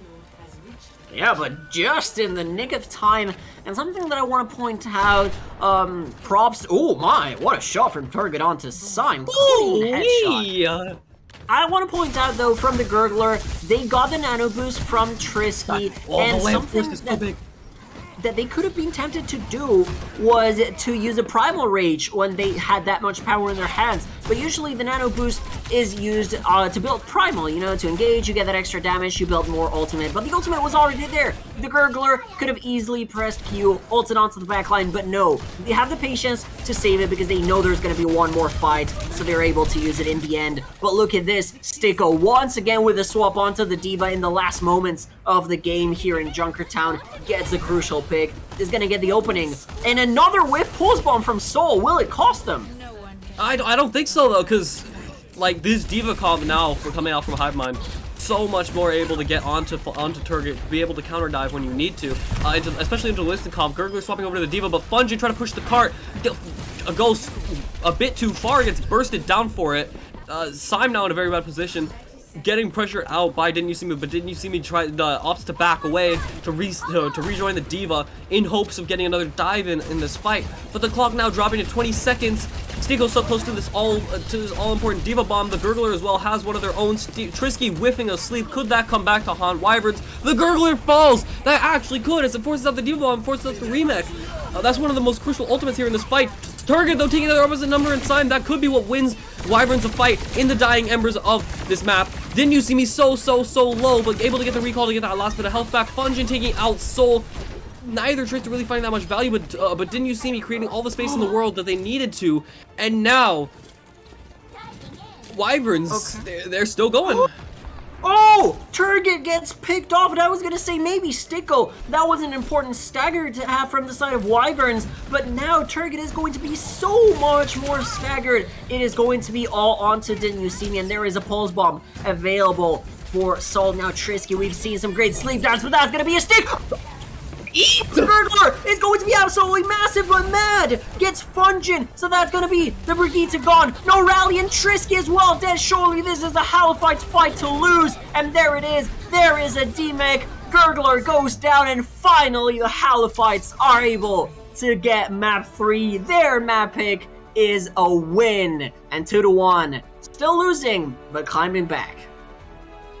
Yeah, I mean, I predicted we would see a lot of that double sniper matchup. We didn't really see it, as both teams kind of opted out of it in the hopes of being able to just really bully the other team's snipers, and it kind of just evolved into this dive comp matchup. In particular, that missed pulse from Soul. I genuinely don't know what happened. I think what happened was he stuck the Tracer. The Tracer recalled, and the Gurgler was able to eat it. Was able to have the Tracer in the defense matrix. So, oh, sorry. I mean, it didn't really end up mattering much as Wyverns or as Hivemind Halophytes were able to clutch out that fight.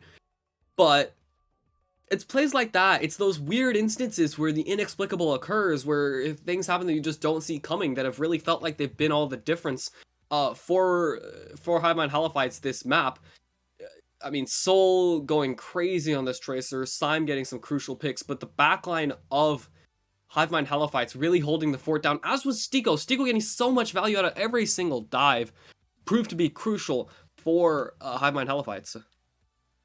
As Sticko really lights out tank pick, both on the Sigma, then on the D.Va, but especially I want to commend their Sigma on defense. Was especially good. Wyverns, I don't think they did anything fundamentally wrong. That eat from the Gurgler was very much a heads-up play. They knew that Pulse Bomb was available. I believe, you know, the game saw that it was stuck, but that happens sometimes. The D.Va can still eat it if it is sort of in the moments of attaching. Still, like you said, it didn't matter in the end. The Halophytes did win, but now it's going to be the map pick from the Wyverns. They know just how strong the Halophytes are on the sniper map.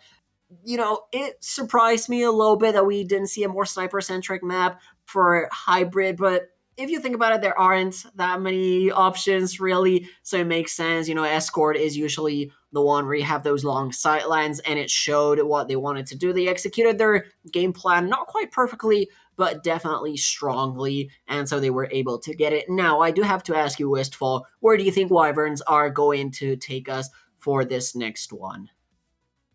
Well, it's push, so, I mean, you'd have to assume it would be some comp where Wyverns could run the brawl, or some map where Wyverns can run the ball, which I think would have you leaning towards Esperanza, would have you leaning towards Colosseo if you are Wyverns. I wonder if I wonder if the Gurgler decides he wants to run ball again, though, and in that case, you might see New Queen Street, you might see Colosseo even then, but there it is. I'll call it Esperanza. There it is. So I guess Wyverns do want to try and run this brawl. Let's go to the streets of Portugal. Wyverns, they were very strong with the brawl in King's Road, taking the Hivemind Halophytes map pick. Now, they want to close out this series. It's not going to be a sweep, but they still have the chance to do it here wherever they want. If they lose, they still have the chance to close it out and control wherever they want. That's a good thing for them. If need be, they're going to have back-to-back map picks. But really, in control of map 5, it doesn't really matter what map you pick. You know, yes, some maps favor some compositions more, and maybe seeing Fungin on the Lucio, maybe on Lijiang Tower, I don't know if it's in the map pool or not for this tournament, could be a good thing. Fungin didn't really seem comfortable on that flex support. That Brigitte, we didn't really see that much time of play.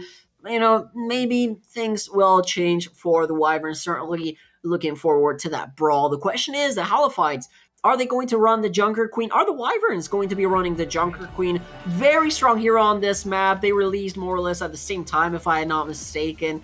There we see it.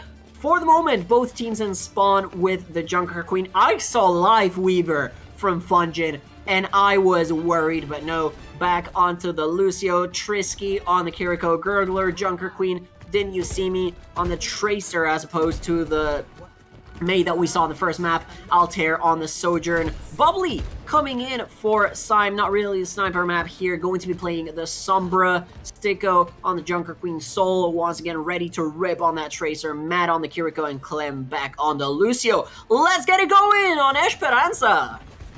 Yeah, Altair back in on the Sojourn could be very, very big with that pick potential. Looking to get those charge shots off and just chunk down the other team's DPS or supports. Halophyte's able to take first control of this bot, but Soul getting a bit too greedy, getting a bit too eager, perhaps taken out early by Didn't You See Me. Bubbly though on the Sombra, showing its efficacy, showing why he should be in getting a pick on a Trisky, which is a lot of the healing gone for the side of Wyverns. Also, a lot of their get out of jail free card in the Suzu of the Kiriko. Now Sticko looking to engage onto Altair. Fungin just gets blown up by the carnage by Sticko's carnage. And the Gurgler falls, so yeah, looks like Hivemind Halophytes is going to be the winners of the first fight and going to be the first team taking real momentum here. Yeah, and it's very curious to see because Didn't You See Me gets the first pick, and I was thinking, okay, that's exactly what you need to do. You're going to shut down Soul on the Tracer, and then you are going to have so much DPS missing that you're going to be able to win the fight. But Bubbly, being a nuisance here on the backline, takes out Trisky, one of the most important parts of the composition that both Wyverns and Halophytes are playing. But look at this, they are ready for the peel. Now they're going to force Bubbly out. If the Wyverns are able to counter this Sombra dive, I think they're going to be able to survive, but the advantage once again in the hands of the Halophytes. Yeah, I mean, again, we're seeing this how this Junker Queen comp functions, where whichever team takes momentum first kind of just has such a big advantage in these fights with both teams getting picks, actually. The sound barrier from Clem comes out, the rampage from Sticko, Bungie dropping ever so low, Soul and Sticko being able to get picks of their own, gonna turn this fight once more into the favor of Hivemind Halophytes, and they're nearly gonna get these forward spawns already. There's the checkpoint sound, forward spawns activated for the Hivemind Halophytes. And right now, they are looking so much more dominant than the Wyverns. The Wyverns are completely boomed. You have to assume Trisky used the Suzu for some earlier fights. They maybe were hacked. And look at that, the dive between Soul and Bubbly completely obliterates Altair. There is going to be a rampage going on for the Gurgler, but the EMP is going to deny it majorly. And once again, the Halophytes move through. Didn't see me a couple picks for the Wyverns, but really not much to write home about. Now they have to get out of there. This is a big stagger. And the Halophytes, are they just gonna speedrun this map? They could. Well, we could be looking at a potential reverse sweep situation. You never know. Soul dropping very low. Didn't you see me able to get out? Altair's still on this Sojourn. A bit of an interesting one for me. The overclock is gonna come out. Soul, Soul just got vaporized right in front of my eyes. That just happens sometimes, I suppose. Trisky will take out Sticko, and no, they will not be speedrunning. Evidently, as Clem, Sticko, Soul all fall. The next one to go. Altair popping off on the Sojourn, showing that maybe it's not so strange a pick as I had initially thought. Getting 3 crucial picks in that fight and resetting the forward spawns for Hivemind Halophytes, putting us back. Yeah, that is the Altair we know.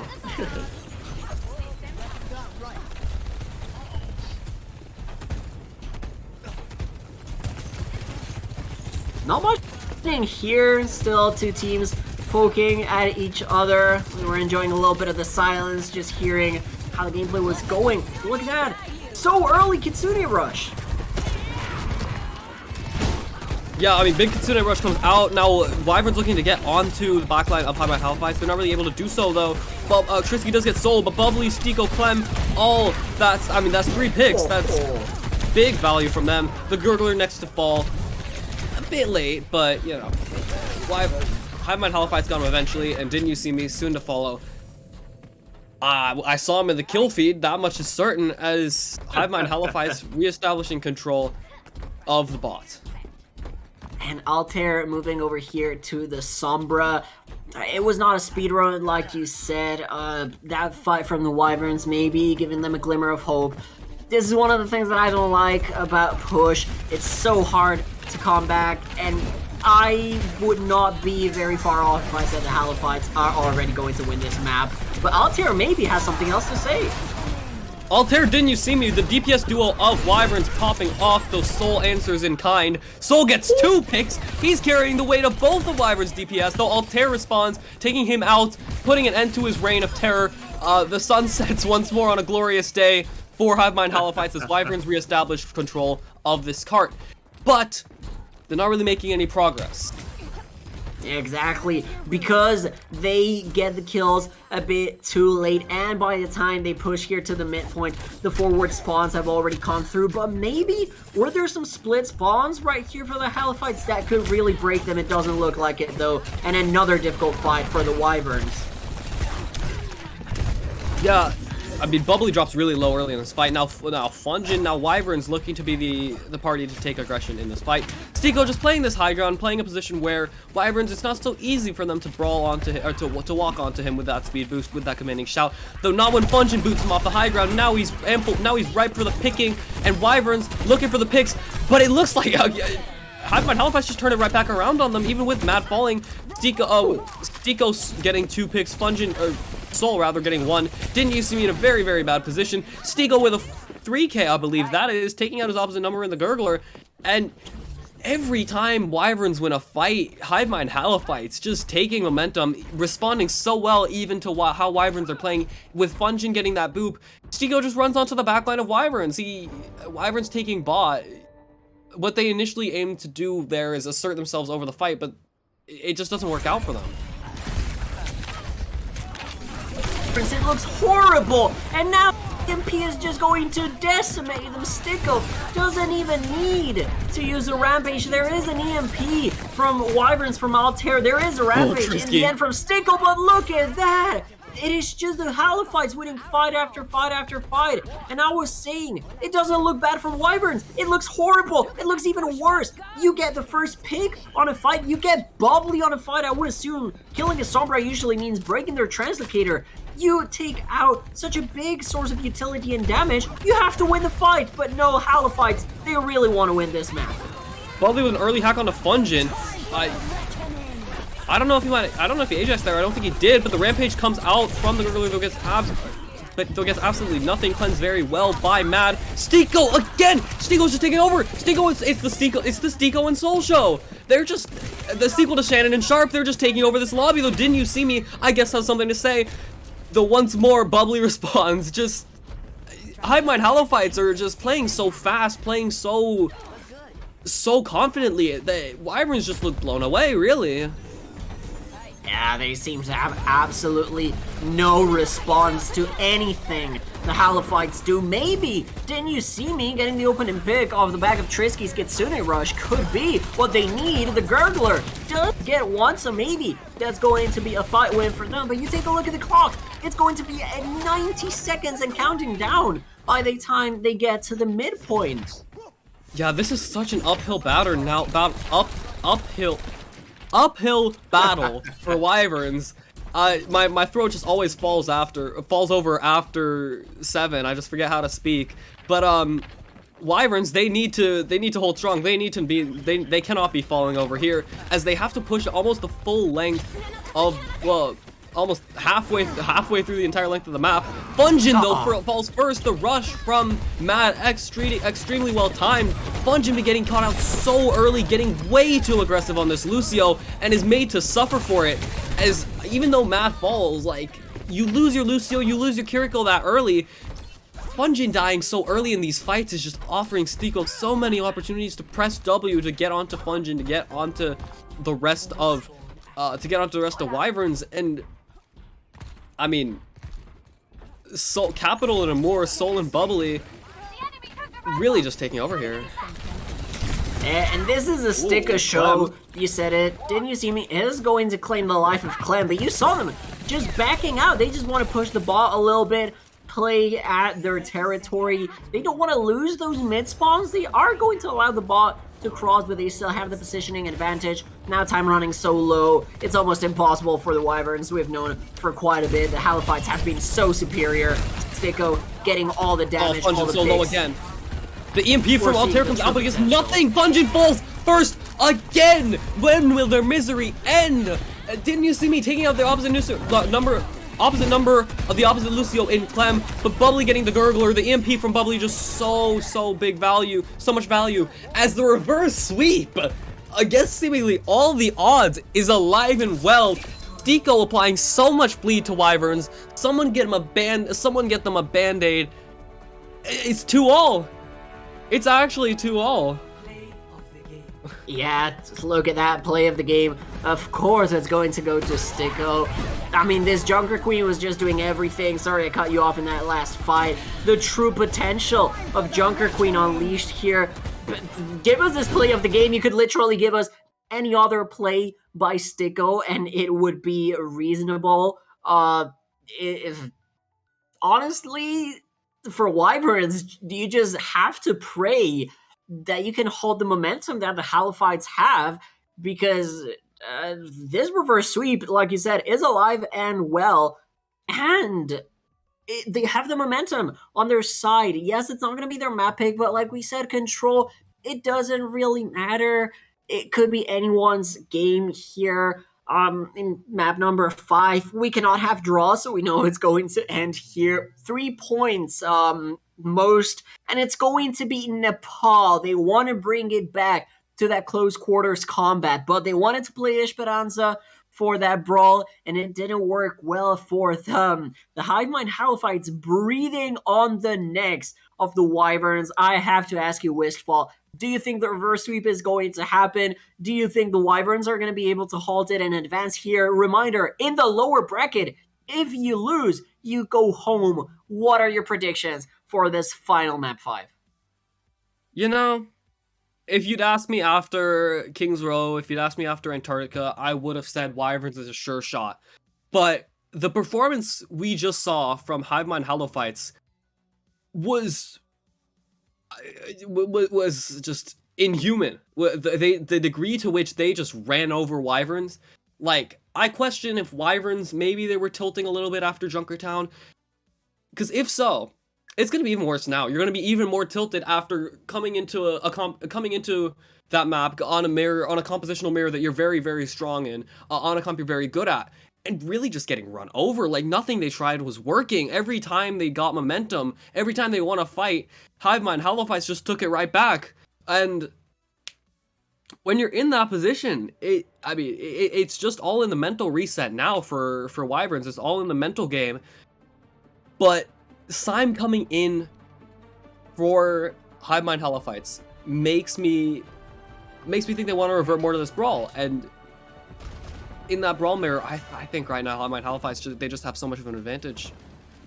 And they absolutely do. If Sticko keeps playing like this, they might have to change their name to Sicko or to Psycho, because this Junker Queen looks out of this world. Like we said, the true potential unleashed here. And it is only so fitting that no matter however many subs we've had through the series, we see the original players, the original 10 that started this series are going to be the ones to end it. Didn't you see me back on the May into this shrine point? We go. Clem already trying to claim that space. And Altair staying on the Symmetra. Yeah, interesting pick from them. Maybe just looking to burn down whoever is brave or foolish enough to entry, but not when Stiegel hits a knife. You're not gonna be burning anything down, as you will be the one getting burnt. Altair the first to fall. The Maywall from Didn't You See Me gets absolutely nothing, and now the engage is free for Hivemind Halophytes. The Suzu comes out from Trisky, the commanding shout from the Gurgler, but Stiegel's still so healthy. Syme dropping a bit low perhaps, but they're able to take out Funjin. The Lucio gone, the May gone mad, coming up huge on the Kiriko, asserting themselves as perhaps the better flex support now in this match. And Hivemind Halophytes, they take the first point, so they take the first capture.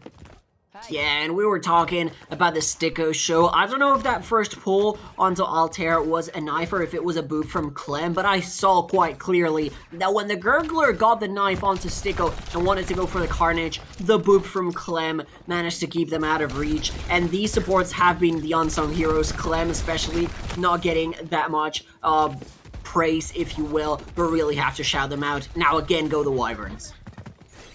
Yeah, the Wyverns, they swoop down again, hoping to clutch something in their talons, but the Gurgler gets hacked out of his rampage. The Suzu comes out.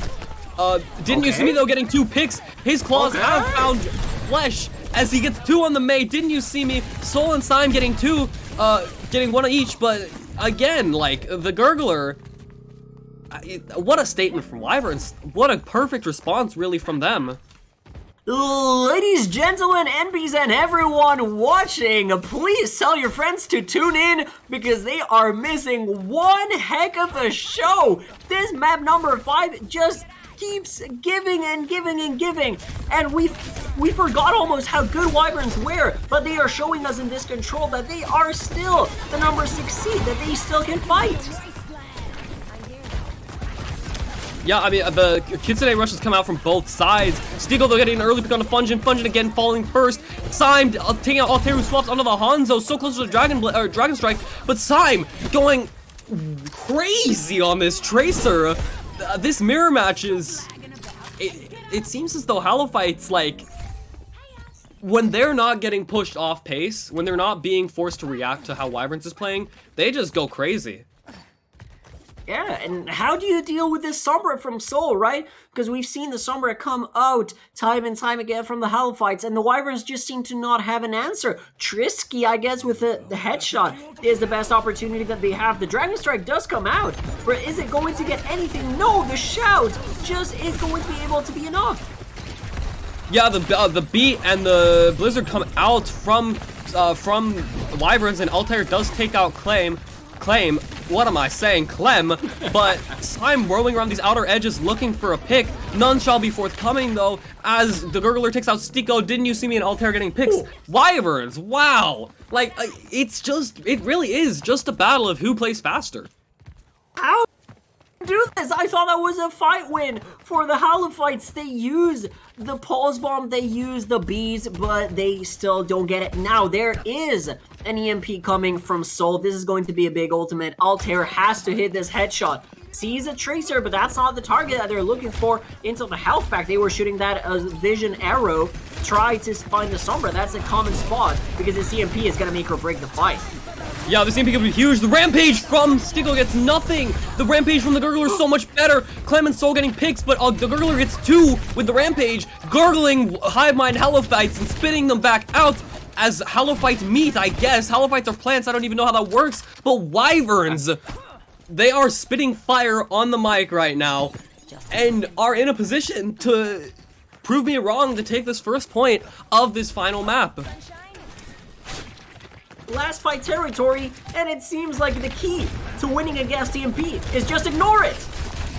I mean, it helps that Soul's EMP got basically nothing. Altair now taking out Stico, flying a bit too close to the sun. Sime takes them out, though, punishment for their sins. The former Widow main, named accordingly, used to be Widow main, but Didn't You See Me will be the sharpshooter, will be the one dealing the fatal blow on this day. Trisky with a triumphant Kitsune rush, a rush of victory as Wyverns. What a statement that is. They take the first control point on this Nepal map, put themselves in match point to deny the reverse sweep. You said it in the first map and I told you that's the perfect definition. Statement was a first round for the Halophytes in the first control map. Now the first round in the last control map was a statement from Wyverns, coming back at one point at less than 50% when the Halophytes were at over 80%. Only, I believe, 17% needed for them to win, and still the Wyverns were able to bring it back. And now we go into Sanctum, and the Gurgler is bringing out the ride. The victory lap, the demolition derby that we saw on King's Road. This composition is exactly the Gurgler is actually same. the super of Tranquility. Coming out on the finisher, on the Reinhardt, to put the hammer down, to hopefully give his team a much needed victory in such a close series. Soul split off by the wall already. Sime, this this May Ash Junker Queen comp. What? See, I don't like it into the Reinhardt because the Rein has such an easier time just going off of these big picks. They go now off the Junker Queen onto the Ramatra. This is King's Road V2, and the Wrecking Ball's on the Gurgler just to go for the pin, get the kill. That is a Giga Chat if I've ever seen it, and the Reinhardt is the perfect hero for that. Now Stico on the Ramatra, Sime on the Hanzo. The switches that we saw on King's Road are coming in again, but are they going to be enough? For the moment, no! Oh, Gurgler, that's a big pick. I mean, like, Hivemind Halophytes, they can't find anything in these fights. Like, they just have to back away. Look how much space they have to give Wyverns. The Maywall sure slows them down a bit, but they're pushed up so far. Trisky with this window, Gurgler with this Earth Shatter. This is such a good position. And look at Didn't You See Me again cooking with the Maywalls. He's looking like Walter White out there. Trisky first to pop the window, to pop the amplification matrix. Gurgler looking for a pick with a fire strike. None will come, but it doesn't even matter. The Earth Shatter just. There he is! He lays the hammer down. The gavel of judgment shall fall unfavorably upon the poor souls of Hivemind Halophytes as the wall from Didn't You See Me to cut off Stico's escape. He falls. Wyverns at 60% now. Like, what do you even do? You're coming close to ults, but Wyverns just don't look like they're letting go. Cross the mark off your bingos. 5-man shatter we saw it right here, and you mentioned it. The Wyverns now on last fight territory. Soul with the desperation blizzard, but it still doesn't find anything. The Wyverns are so much more powerful right now. Someone is capping the point though. Stico onto the point, but like Okay, good rotation from Hivemind getting onto the point, or Hivemind Halophytes getting onto the point. The sound barrier as well, but Simon already falls, so a lot of the damage gone for the side of the Halophytes. Mad has to stay alive. Mad has to keep everyone alive, but through this Dragon Strike, through the Amplification Matrix, keeping through the Immortality Field, keeping the rest of Hivemind, or keeping the rest of the Wyverns up. It's just not happening. The window comes out, but it gets nothing. Didn't you see me in the small room? The devil bringing death upon the poor souls of Hivemind Halophytes. The death knell sounds.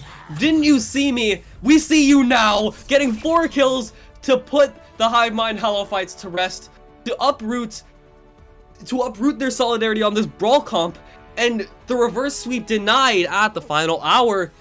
As the Gurglers, didn't you see me, getting scared by his own shadow, but he was definitely not scared today, putting on an absolute clinic on the Mei, on the Tracer. Really just a dominant presence in this lobby, and one that I certainly did not see coming. But really, Wyverns were so much better for his presence, for that of the Gurgler, for that of Trisky, for that of Altair on that first map. What a match this has been. You said it right there. What a match this has been. It is going to be Wyverns in the end claiming victory.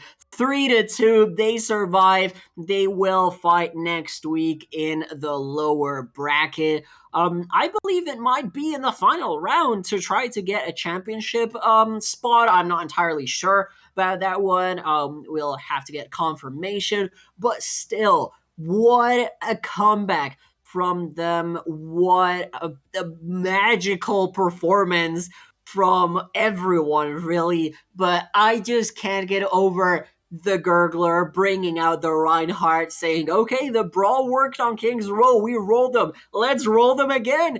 And roll they did.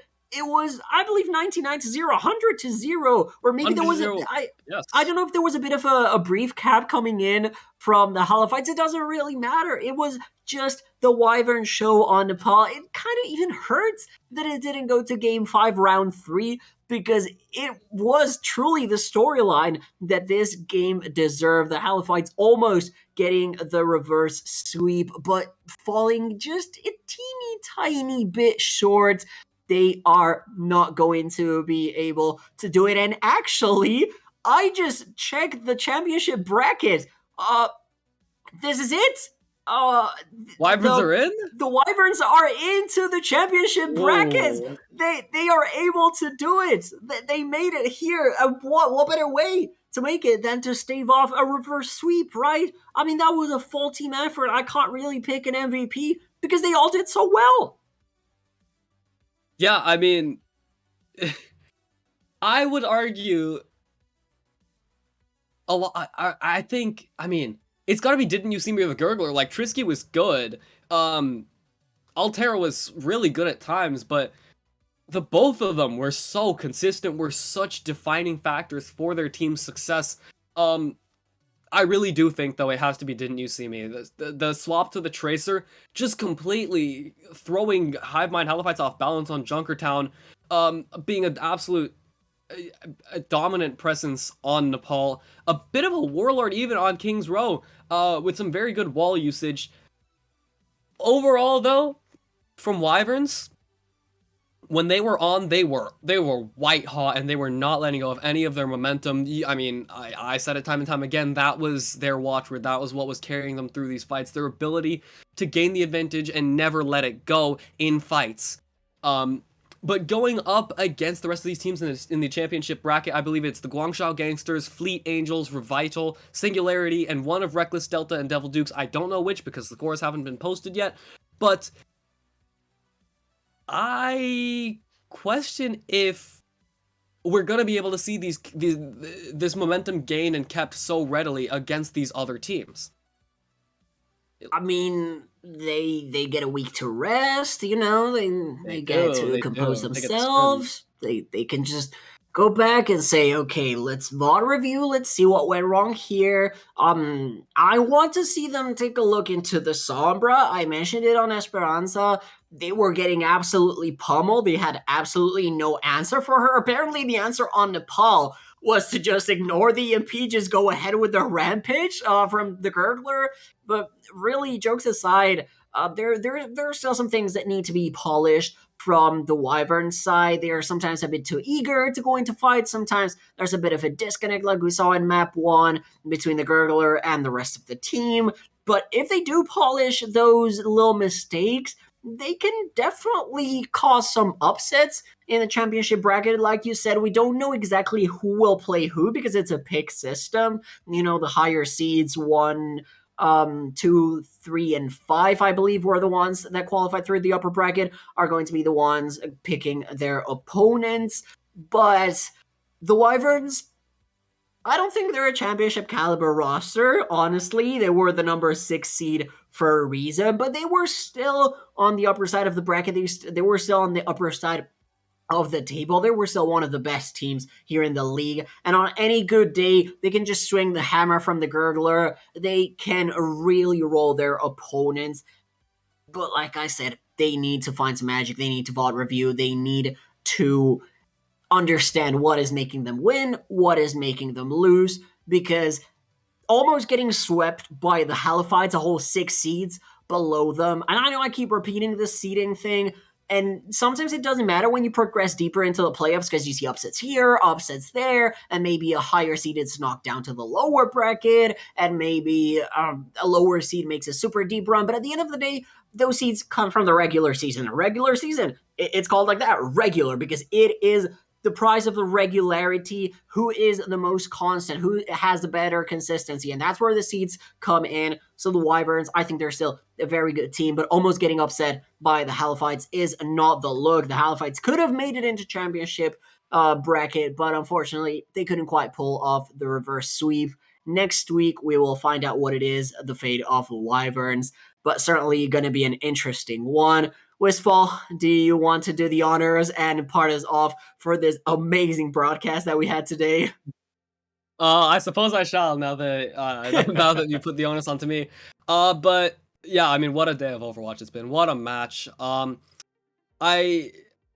can only hope. I would like to believe we'd see the same caliber of Overwatch in the future. I think we will. But for now, good night. Thank you for tuning in. My name is Wistfall with Aliagator. See you next time.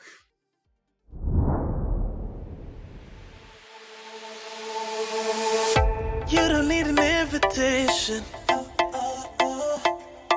I already know what you're saying. I love a little conversations, and I don't want you to go changing, 'cause girl, you're just so comfortable. Girl, you're just so comfortable. Girl, you're just so comfortable. I hope that you just feel it all too. 'Cause girl, you're comfortable, let's go. Feels so good just when I roll through. And I just think it's so crazy what you do to me.